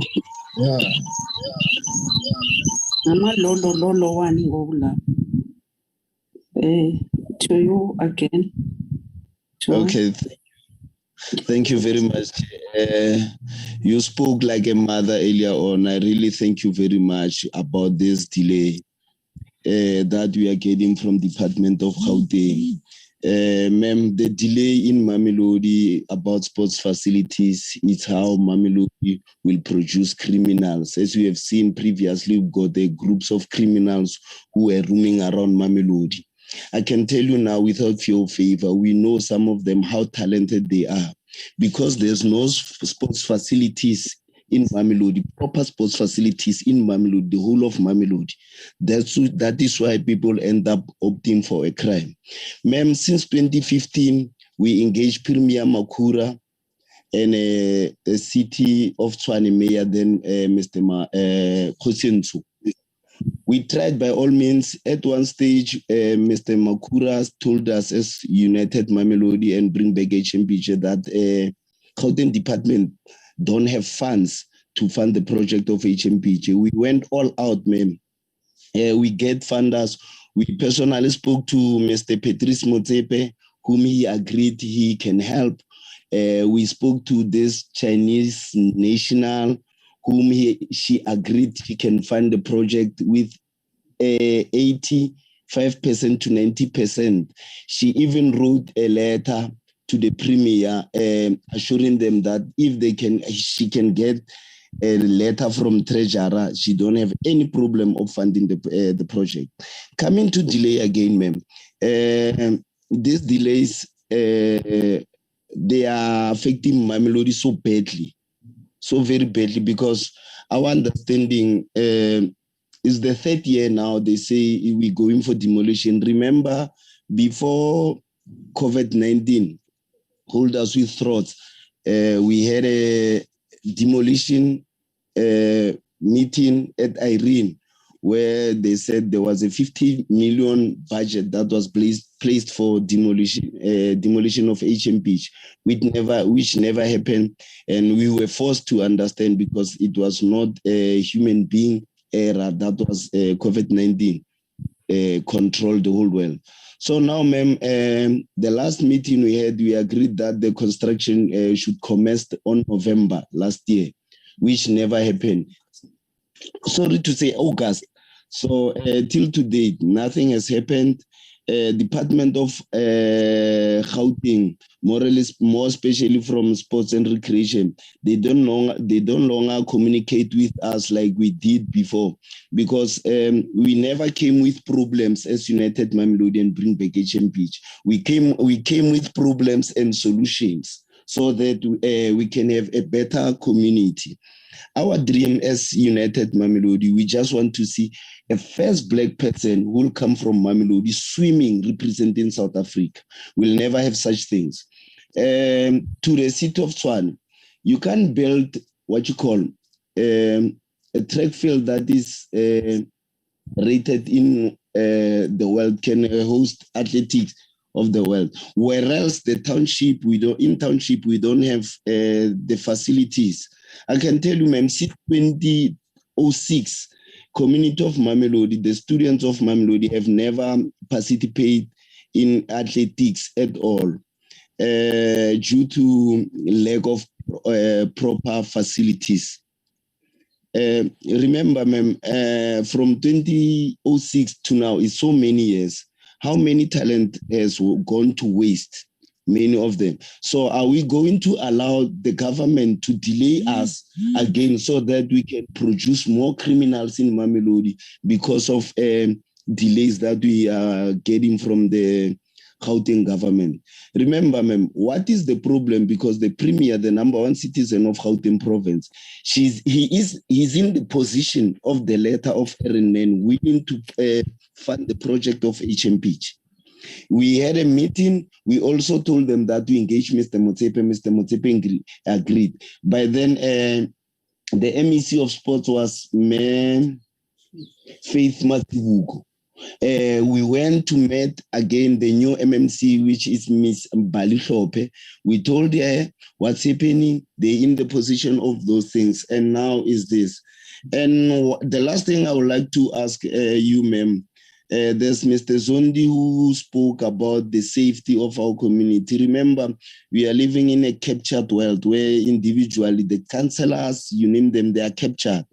We just want the community to this committee to make sure that the proceeding of allocating of subcontractors in this project, when it commences, because there's nothing happening there, we need them to be hands-on, because there are councillors who are captured. They'll be giving the project to the bosses or criminals of Mamelodi, whereas the community who are in need of this money to change their life, to feed their kids, they will never benefit, ma'am.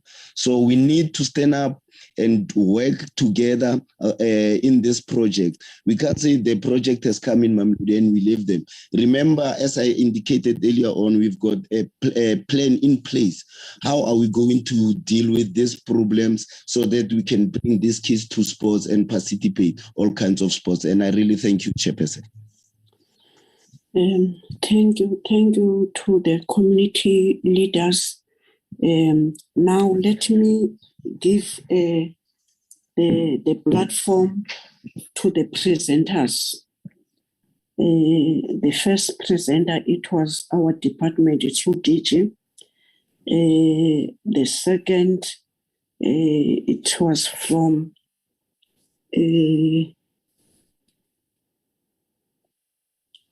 two leaders from the department and from in the municipal department of a provincial department.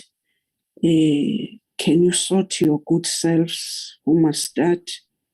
I'm giving that platform. I'm not sure, Minister and Deputy Minister, whether they must not come at the end, but Minister, I'm giving to you to facilitate the responses to our department. No, Chair, thank you very much. I think DG is going to be able, with the team, to respond to specific questions which have been raised. Safe to say, Chair, that the sentiment expressed by the community representatives and leaders is a very important sentiment, that actually the sport is not only helping in instances of fighting social ills, but it also helps for social cohesion, which is so needed in our communities. Honorable Member Denise, I think you played a dangerous game. A dangerous game. I think here we have to be honest, frank, and really dig deep for answers. You let free the metro. I don't know why. You then talk about government shifting responsibility. There's no shifting of any responsibility. These facilities belong to the cities where they are. And our department, let me make an example. The Tshwane Metro has a 43 billion budget. And in that 43 billion budget, you do not question how many rands did they put for facilities. You don't question that. You are questioning a department which has on spot 900 million rands per annum for all provinces. I think it's wrong. It's wrong, and it's not honest in dealing with the problem at hand. I think with all these things which have been spoken about, PPP and so on and so forth, the concentration of all of us here, especially members of parliament, should be on the city of Tshwane. Is there no way that within this 40+ billion rands, there would be money set aside for sport. Alternatively, if you say we take this 900 million rands which we send to provinces, we are saying a particular year should not be sent into provinces. Just one stadium is 1 point something billion as presented here. The solution here is that the city of Tshwane, together with human settlement, must ensure that the USDG really serves the purpose. That's what should happen. Because we are not going to come here and promise things which I don't even understand how the department in the province of Gauteng said or committed themselves. Maybe they have some money somewhere, I don't know. But I want to be frank here. We have 900 million rands per annum, and these are the transfers we do to provinces. Unless you, members of parliament, would have voted for much bigger billions than these, you can talk about some shifting of blame and so on. There's no shifting of blame here. It's a constitutional mandate which must be executed. It's a legislative mandate which must be executed. And by the way, metros have much deeper pockets. That's where your concentration should be. You should concentrate. And I'm not talking about Tshwane as an individual metro. Go to other metros. Make sure that the money in those metros is secured, ring-fenced for the purpose it's supposed to do. And that is one. You know, if this question was asked by a member, like a member of the public, I've forgotten the name of the representative of Athletic Tshwane West, for instance, who is even talking about increasing the 5%. And I'm very certain that metros can do that easily to increase 5%, you know. But we can't even talk about that because at this moment, the grant and the prioritization of sport, and that's where the problem is, Honorable Dennis. And this is what we must confront here and be able to be truthful about what we are doing. Now, I won't speak on behalf of other people. The Premier of Gauteng knows, people know what their pockets are. I've laid bare what we have as a department, and I think that we need to probe and dig deeper into our metros. And our metros must not get away with murder. They must not. And they must not come to before members of parliament and you let them off the hook. Because they will this PPP thing which is spoken about, it's not going to happen. All these suggestions which I spoke are not going to happen. Let us look at what is there already, which is the grant, and work from there. Other things, you'll be meeting after meeting after meeting without any outcome. So I suggest, Chair, that we shift the focus, we look at what our metros have and how they prioritize sport.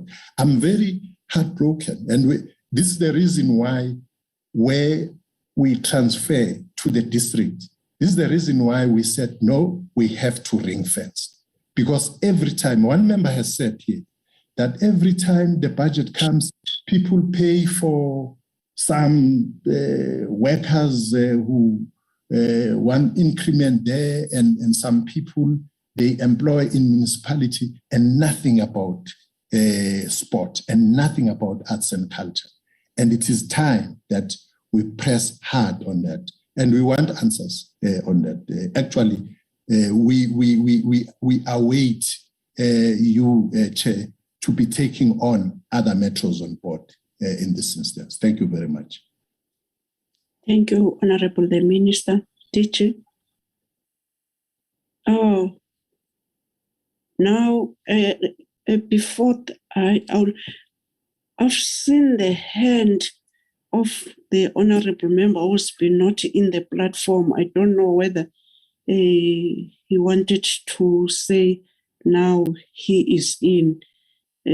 But let me say that he must lower down the hand. We'll take the next questions, Honorable Mhlongo. I'm still now giving people who are responding in the first set of questions. I thank you, Honorable Mhlongo. Did you? No, thanks very much, Honorable Chairperson. I just think on what minutes I have said, one can just add that the issue of the IDP is a framework for planning by municipalities. And that includes consultative process with communities. And if the communities say we need prioritization of sport as culture facilities, I still do not understand, as Minister Mthethwa have indicated, what is it that makes municipalities then overlook the issue of sport in the integrated development plan? And that is where I think the problem starts, because if the municipalities, including the metros, was they are aware every day that children there must be able to play, we must produce a nation of winners, we must have social cohesion and nation building. But you will see that when there is planning, they might plan for the school, but if you plan for a school in that community without grounds for children to play, what does that mean? If you plan for a community in that human settlement area, but there is no arts and culture facilities for creatives to practice their craft, what does that mean? So I think the community members have really made a very passionate plea, which must be really taken into account by the metros, that there is a desperate need to integrate in their plans for any human settlement. Whether you think of a clinic, you must also be thinking about a school. When you think about a school, you must be thinking about sport, arts, and culture facilities. Otherwise, we're creating an imbalanced human being. But more so on what the community members and the athletics representatives have indicated, we're creating and breeding potential for criminality. So, Chairperson, I don't think I need to add anything on what Minister have said, except that there was a request that maybe department visit OD just to see and be what is happening there, as well as maybe then help put some pressure on the metros as a whole. And I think that a request maybe from the department for us to have that first-hand experience, it's something we can consider. But at the end of the day, will be to strengthen the arm of the portfolio committee in terms of the letters they would have written, particularly to the metros, as well as the human settlement and covenant on dealing with the shortcomings of the facilities, and that they must ring-fence some money, even if they start with 1% of 43 billion. You can imagine what that means. It's just to start there, 1%, 2%, they can do that. And they can start somewhere, starting with this new financial year.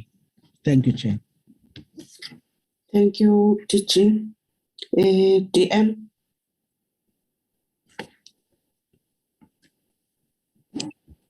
Thank you very much, Chair. I think the Minister has covered almost everything that we needed to say, except to say, Chair, maybe at some point the Portfolio Committee would need to interface with the Portfolio Committee of Human Settlement, with the hope of having this discussion of the ring fencing of the USDG grant, the part thereof for the sports facilities, so that we are able to have that understanding at a Portfolio Committee level between the two, and also to assist this, because You would remember, Chair, that at some point I was chair of the Portfolio Committee of Human Settlement. And you would also know that metros, one of the big issues is that they never finish this USDG grant. They always underspend on it. So for me, when we're sitting here and listening to the fact that there is no prioritization here, because all that is needed is the discussion of the metros on how much they must ring fence and or how much we must force them to ring fence for infrastructure. Because you will remember, the USDG grant is meant for infrastructure. It is, and there is another grant at Human Settlement that is meant for building, which is the HSDG, which is the Human Settlement Grant. So this one is for infrastructure, this USDG. And each metro, particularly the big ones, never receive less than 5 billion per annum on this grant. And therefore, if they plan well, there is possibility of using it to the best of sport in the metros. All I'm saying is that maybe there is a need that the two portfolio committees need to have a joint meeting to discuss this issue. Thank you very much, Chair. Thank you, Deputy Minister. Any intake from the previous presenters, or before that, Honorable DGG Somai. Thank you very much, Madam Chair. Good morning, Minister. Good morning, Deputy Minister, DG, and honourable members and other colleagues. Madam Chair, I just wanted to touch on respond to the issue of the FIFA World Cup facilities that Honourable Dennis has spoken about.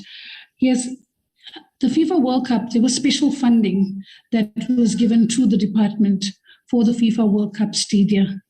And this was as a result of the guarantees that were signed off by the government. And hence, these were also part of the tangible legacies of the 2010 FIFA World Cup. But Madam Chair, those facilities still belong to those municipalities. And I think, as much as, yes, some of those facilities are there, the maintenance issues are there, they are still the responsibilities of the metros or those municipalities where they built. But I think, Madam Chair, we need to also appreciate that some of them are very viable business models these days, with Moses Mabhida being one of the most successful stadia. That is a good example of a business model.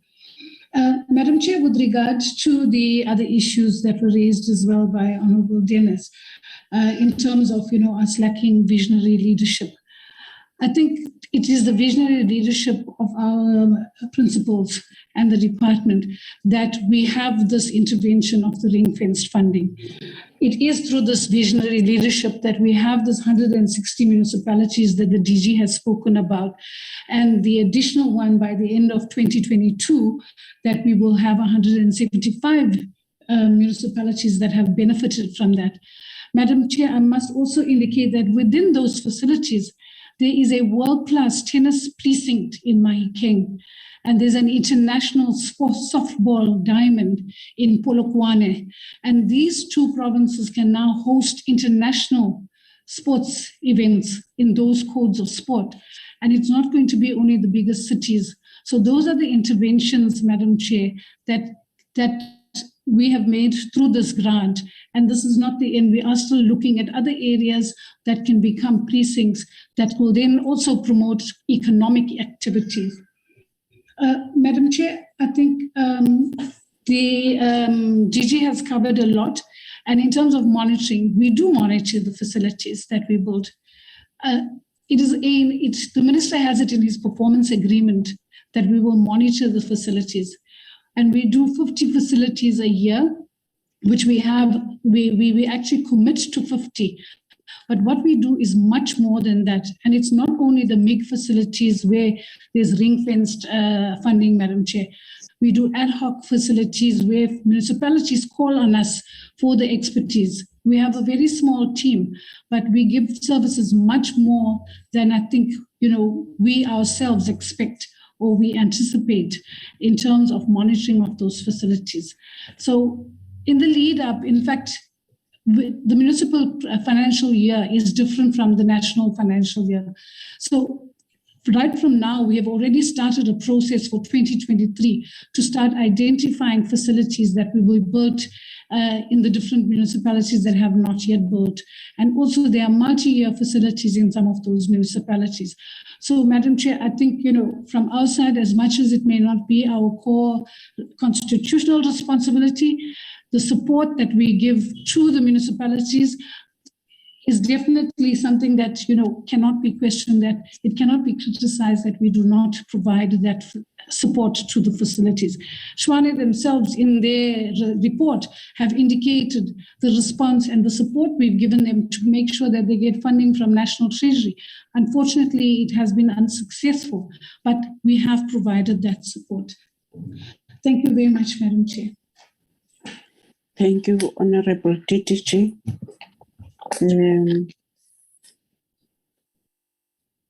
Any intake from who are those who are presenting? You know yourselves. Those who are giving us the presentation, Ms. Nare, and the rest. Can you take some responses? Okay, person. Oh, this is Thabo Mokbe. Yes, Thabo. Yes, correct also. Okay. Okay. Now, thank you, Chairperson, Minister, Deputy Minister, TTG, and the TTG, and the community leaders for the inputs, and honorable members for their comments. I think I will touch on quite a number of issues, if I'm allowed, in response to some of the inputs provided. And I would also invite the Chairperson through you and my colleagues to add if I might have missed quite a number of issues. I think, Chairperson, one of the issues raised by, I think it's Honorable Adams, in terms of the grant funding and allocation. And I think subsequently a number of speakers, including the Minister and the Deputy Minister, touched on that aspect. I think we would really appreciate the ring fencing and conditional allocation, particularly of the USDG, because I think we believe that is one concrete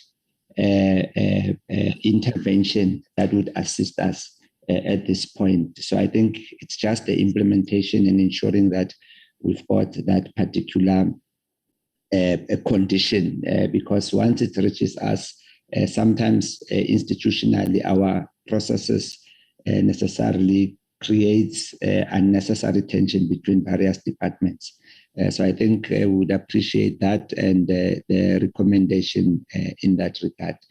And then I think there was a question around Odi Stadium in terms of what will become its subsequent design and the issue around the legacy.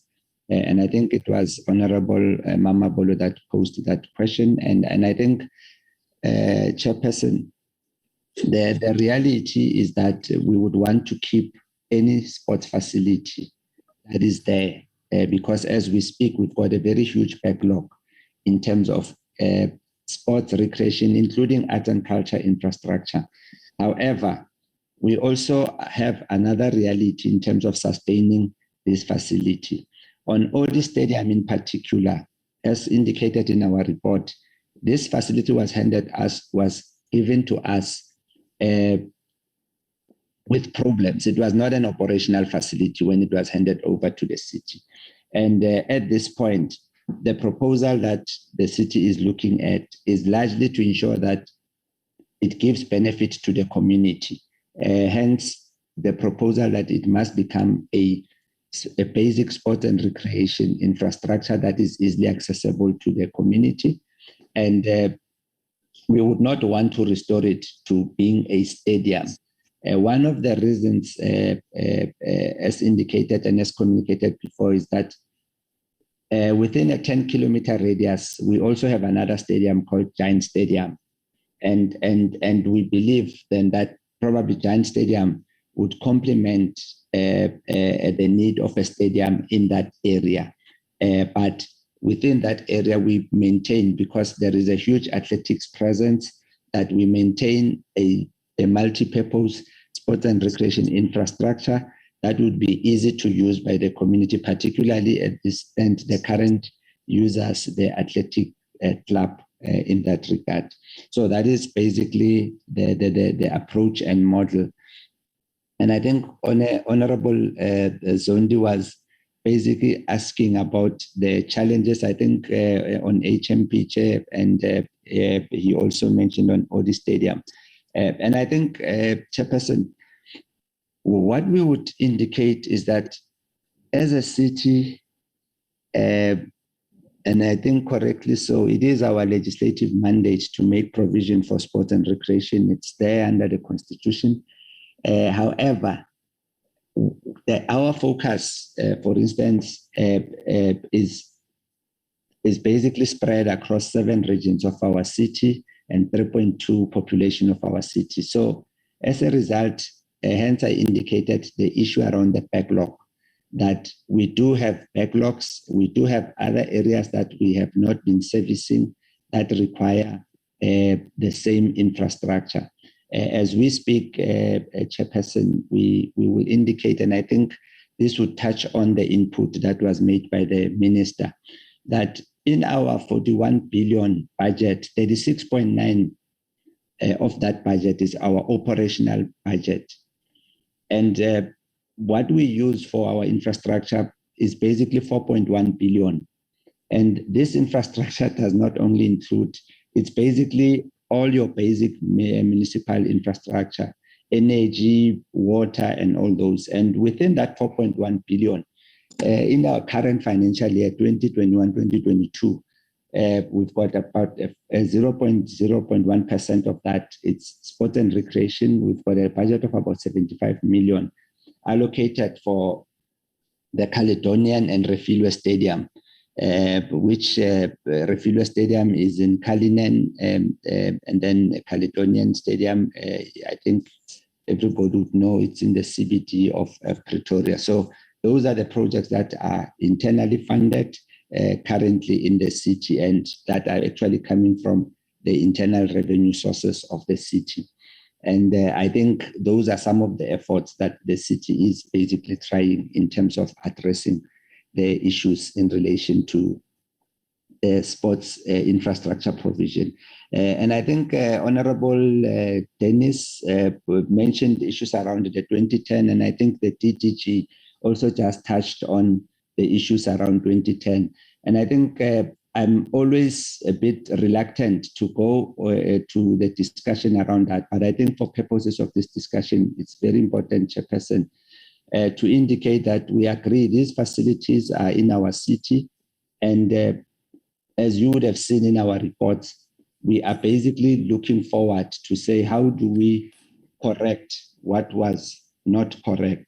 And I think it's important to note that Pitje was handed over to the province in an operational state. It was a facility that was working, and subsequent to the 2010 project, that is why even today, province is involved in the project, because the city refused to take a facility that had immense structural defects, and hence it has been demolished. So at the end of the day, we are sitting with a situation where we handed over a facility that was operational, and we are receiving it back in the state that it was, and the city is expected to fund it and whatever. However, as per our reports, together with the province, we have been trying to say, for the benefit of the community, it would not help the city and the province, us going back and forth, but we need to find solutions. And one of the solutions, as indicated, that we are pushing, as a matter of fact, last week we had a meeting between our MMC and the MEC for Sports, Arts, Culture and Recreation.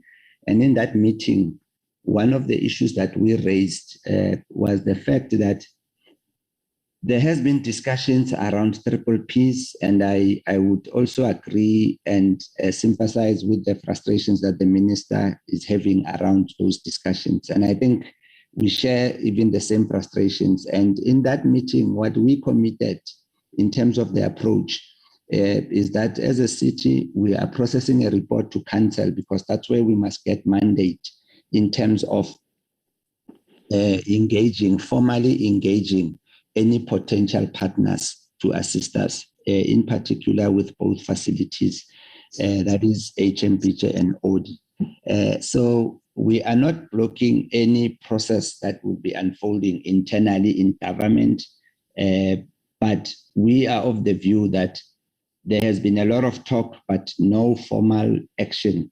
And hence, we are taking a report to council. We envisage that before the end of March, we'll probably have a report in council that would give us a mandate to formally engage particularly private partners. Because at this point, none of us has got the delegated authority or powers to formally engage anybody on municipal assets as prescribed in the MFMA. Therefore, we will be taking a report to council.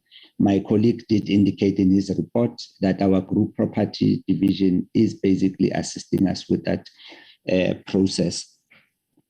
And I think the community of the Athletics Tshwane West, I take note of the concern, and I think it's important that we are very close to our stakeholders. Our institutional model currently creates some of those challenges, but I would like to make a commitment here, Chairperson, that the deputy, our divisional head, will take responsibility to be in close contact with the athletics club and ensure that our regional colleagues provide the necessary support in this regard. And then, Chairperson, I would also like to move to another aspect that in terms of the provision, I think, or the allocation of budgets, I think I will share the same sentiment with a number of speakers that have indicated that there has not been adequate provision. And I think we are not going to be defensive around that. Institutionally, our MMC, and I think I'm glad she has managed to join now. In fact, last week at Mayoral Committee, these are some of the issues that through our MMC we were raising, not only for sport and recreation, as indicated, but also we are having a bit of challenges also in relation to arts, culture and heritage facilities, even though those are not our mandate. And then lastly, Chairperson, if you follow on our presentation, the other critical issue I think we would mention at this point, and that is another driving force around us engaging or trying to engage private partners, is that, during a post-COVID, and I think it's well documented, currently the financial challenges or constraints that municipalities are facing. Our revenue collection is not where it's supposed to be. As we speak in the city, for instance, our loan-funded CAPEX projects, we had to pause them a bit. And as a result, those are some of the constraints that we are facing. And it's not like there is no meaningful progress, but we are cognizant, including the projects that we are working on, they've been negatively affected by some of those challenges. But we welcome the proposals from the committee and the input, and we also welcome even the constructive criticism that came particularly from members of the community. We are not going to be defensive around it, but we will always strive and aspire to work closely with them to try and correct some of these issues. I think I will pause there, and I see my MMC has also raised her hand, and then I would welcome my other colleagues to make inputs, Chairperson. I thank you. Thank you. I'm still chairing, I'm noting the hands. Honorable Pitje, please take the platform. Thank you. Thank you, Chairperson. Let me take this opportunity to acknowledge the Minister and all Can other you show your honorable members. face? Can you show your face and then switch off? Give me a second to show my face.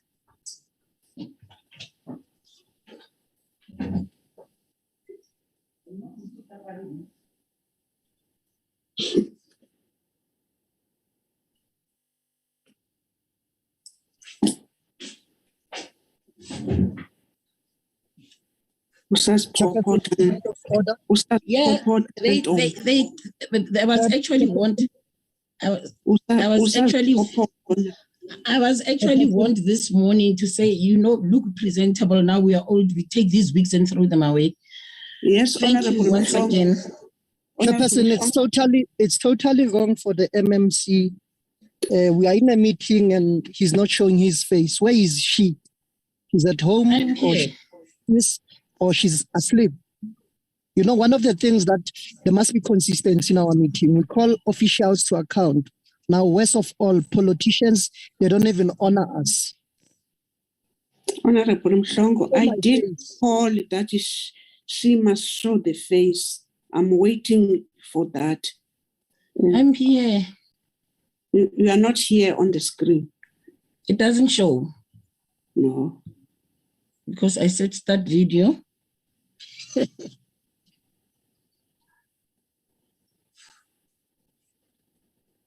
I don't know. I'm trying to activate it.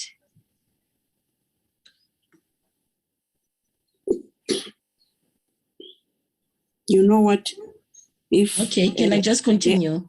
No. The other statement that you put whilst Honorable Mhlongo was talking is a very bad statement,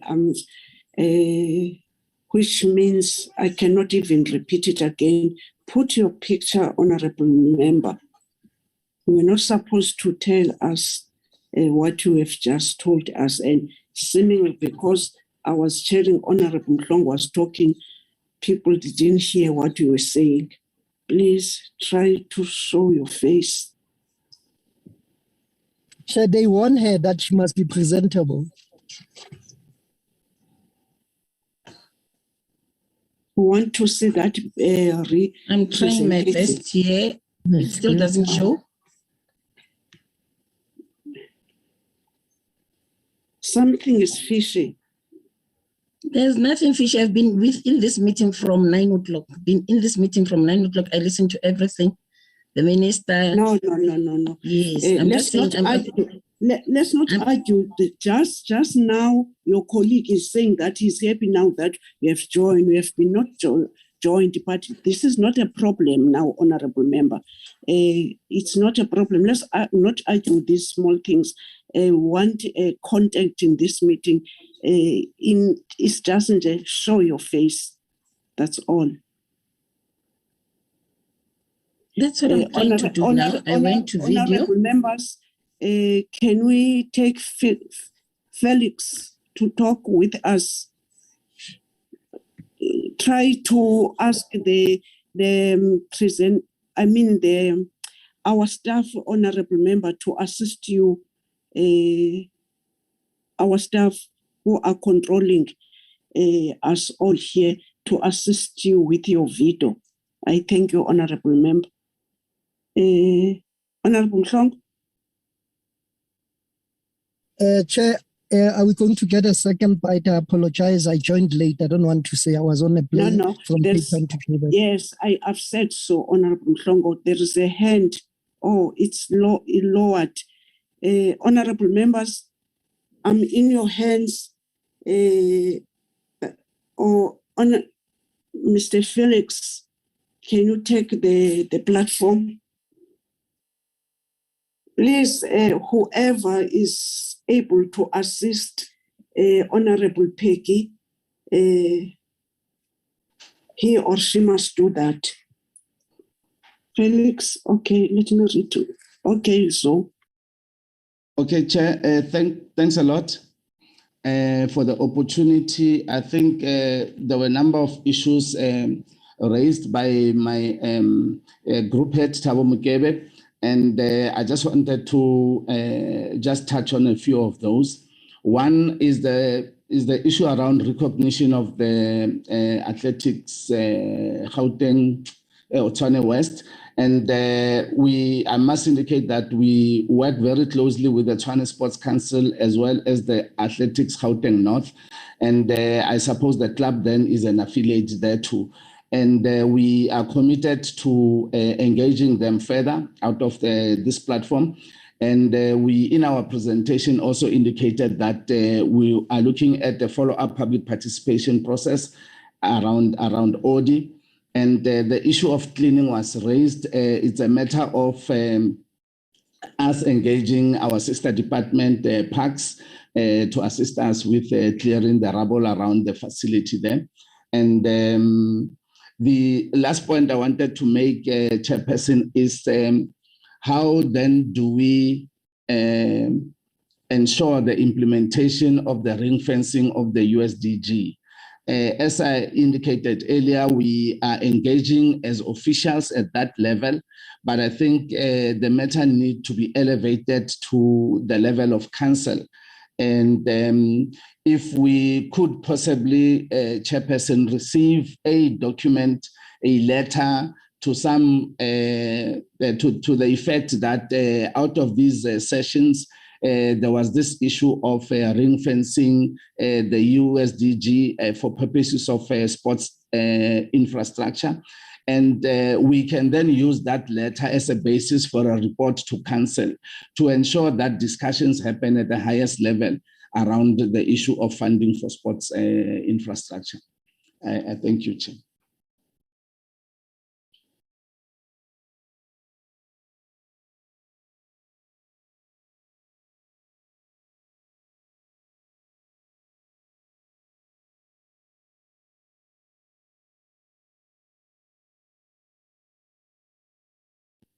Honorable Mhlongo. Thank you, Chairperson. I would like to apologize. I've joined late, but I've listened to with your Friday sets. Yes. And thank you for the department to organize this for us. I think it's one of those things that we are part of them and the Netball South Africa. But nonetheless, Chair, I welcome the presentation, but I want to respond to what I've heard and I've listened to the actual issues. Can I switch off my video, Chair? Yes, with pleasure. Thank you very much. Chair, did we invite the MMC and MEC for us to continue our oversight visit at the report, therefore? If not, I think I'll propose that we have both of them in our next meeting, because one of the things that it's astonished, imagine, we know that the project will start in October. Now we are told it has started, but we are told by the community members nothing has happened. Who's fooling who? Maybe they must tell us. The actual date was October. It's now January. The community members are saying nothing has happened. It's now February. What is happening? And I agree with the minister that we must call all municipalities to come and account USDG. And shocking to see not only in Pretoria, not only in Johannesburg, all municipalities, they don't use USDG accordingly. And they must come, therefore, not only to account on the USDG, but even on the budget allocated for. For an example, a stadium like Eastern Cape, they've used 15 million. To date, we don't know. We saw it before election, what was happening at Pokwane local municipality. Even in Northern Cape, they've used plus minus 6.5 million to date for a complex which is not complete. Not only there, even in Guyana, all municipalities. And I think there must be intergovernmental relationship that is working, not a relationship that only when it suits you, it will work. When it suits local government, it will work, but not the national government. Chair, it is clear that I want to clear something I heard the minister was saying. I think the 2010 project came via the national government. And it's a fact that it came via it. But obviously the municipalities are accountable, are responsible for stadiums. But the 2010 legacy project, it came via the national government. I think I want to clear that. And let's not run away that the government, the local government must account, the national government must account, even the provincial government must account, because there's intergovernmental relation. And I think one of the things that is happening, we must know what is the way forward. Where will they get money? And I want to be brutal, even in Tshwane or any municipality. How can you develop or revamp stadiums in town and forget stadiums in locations or townships, so to say? Emakasuetu. You tend to go to town suburbs, but you forget about addressing the imbalances of the past. Like, what mechanism did you use to revamp the 2 stadiums that you spoke about? What is the plan for us or way forward to plan for the HM Beach and other stadiums, Emakasuetu? Okay, I want to know exactly especially to the MMC she has joined. MMC, directly to you, is there any demolition that is happening in that stadium right now? Because you must account to us. We are told by community members it's not happening. And we are told by your official it's happening. Who's fooling who? I think one of the things that I'll propose, Chair, we must go back to the stadiums and see for ourselves why provinces are not even responsible, because the presentation that we've received last year, it was clearly stating that there's budget. There was a plan, a bigger plan, billions plan, project that they presented to us. But today, I think we are fooled. I don't know what word to use. Is lame. And it's wrong for anyone to undermine our committee. We came with a recommendation and they went to Parliament, and Parliament adopted those recommendations. And shockingly to hear today, nothing is happening. But one thing that we must know, and they must account, I think I will ask even this, I've asked it before. Did they blacklisted all those contractors or companies that benefited the legacy project in 2010, especially in Pretoria municipality, Tshwane municipality? Can we get an update on that? How far is it? Did they blacklist them? Did they pay back the money? Remember the stadium, there was no occupation certificates. In other words, the stadium was a white elephant. It was not used since 2010 to date. Now, what is happening? Who's accountable? So what is I want to remind the committee. There was Motsepe Foundation, which there was money allocated for the project. There was a provincial department with the budget presented to us last time. What is the status to date on that? But for now, Chair, I think, let's note, Minister, I think you must come in. There's no consequence management in the entire government, local, province, and national. Because the way involved, I think when we went there last time, we were told that people were disciplined. To date, we don't have a report who was disciplined, who was fired, who went to jail. Thank you for now, Chair. Thank you, Honorable Mshongo. Honorable members, the reality is that we are still where we were when we called this meeting. With due respect, I'm suspecting the contribution of Minister, Deputy Minister, DG, DDG, and you, honorable members, and even this last honorable member. The only thing is that let's take the way forward, like let me be given by your good selves a mandate that we must call a joint meeting of select committee of the committee of human settlement. I'm raising this, honorable members, as we're sitting here, nothing that we can get. I'm raising this with due respect to honorable members of this present parliament.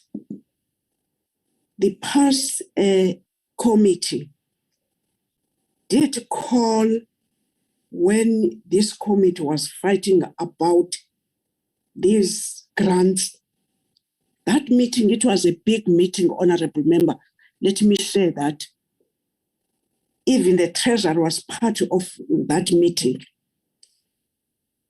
The former DG of this department, he was not even himself. I had to intervene because he was so furious about all what we're talking about today, saying this, they have been in the treasury, they've been all over. I'm just sharing because it was not secret, it's in our archives. He even said, when now we're talking about what are we doing as a committee to these grants to the metro and the municipalities, honorable members, colleagues, this fight, some of us who are coming for the second time in this department, we were being told that even this MIG, instead of doing infrastructure, they were taking it to water. In that meeting, we were just blasting, saying that PMFA is saying that you can't redirect the monies of what you have given to. And we were asking to the treasury then, what have you done? Here we are today, these intergovernmental relations departments are here, but we're given that even COCTA, and now you are not doing anything about the redirection of the infrastructure monies. We'll do it again, honorable members, honorable the ministry. And now the another empowerment that we're getting, it's the contribution from all of us as public representatives, starting from minister, deputy minister, their input, and then the department officials. We are all responsible for the communities who are not sitting in these meetings. So we must do this oversight. We'll do as this committee will be asking that each department, as already they've outlined, that this intergovernmental relationship, since we must see it happening. We can't have our rural areas not having infrastructure. It's worse if metropolitans, as we are aware, this is not the first information, honorable minister. We were fighting this committee before we merged about this about the USDG and the MIG. Some of us were even saying that when we live in parliament, we want to leave a legacy that when we were here, we fought for infrastructure for our rural areas. And we were even saying that why the monies of water, when we're doing an oversight, are they not taken to do infrastructure, but the monies of infrastructure are redirected. With the permission of the honorable members and the permission of all the leaders which are in this platform, I'm taking this opportunity saying that we'll process. I was thinking that this is the end of us. We cannot end this without reaching what all of you leadership who are in this platform you are proposing. Let's see it that the communities are benefiting by having members of parliament starting from the ministries and until to us. So it must not be issue of only our ministry, which now they are with us. The frustration of not having facilities where the drugs are in the highest of it in the country, not having the infrastructure that we can take our kids, our elders to go and exercise and play in our grounds. With due respect, I want to close this meeting in that note, honorable members. I don't think there's anything that now we can do.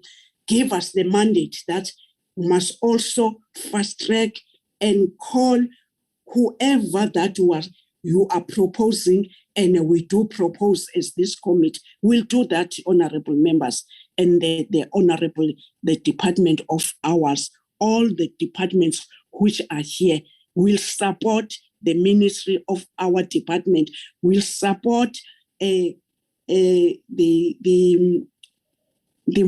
municipality, as now they are saying that they are having problem. Through a committee and our ministry, they will assist us, and they are frustrated like our good selves. So I'm seeing now that before I'm adjourning the meeting, I'm giving back to you, Minister. These were my last comment of the committee.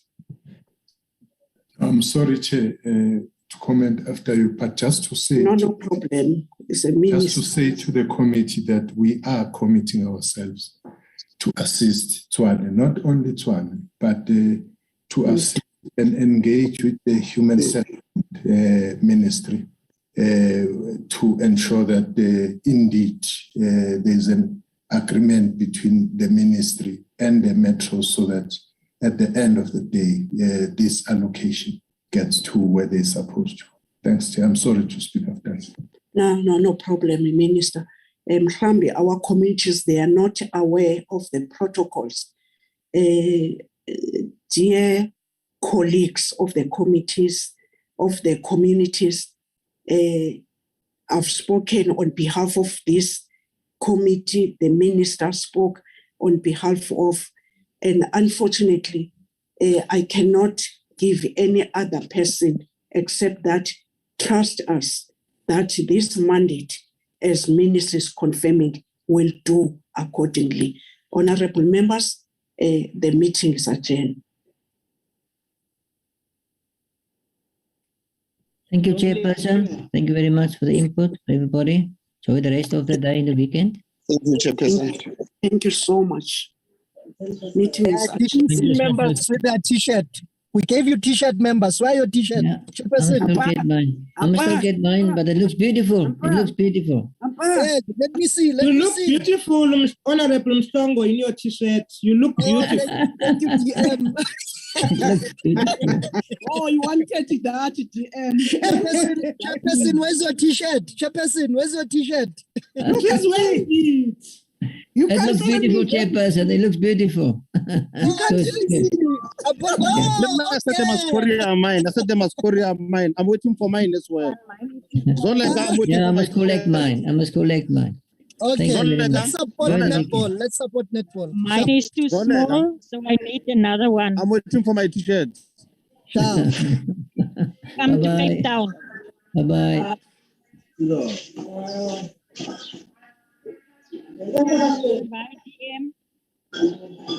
DM.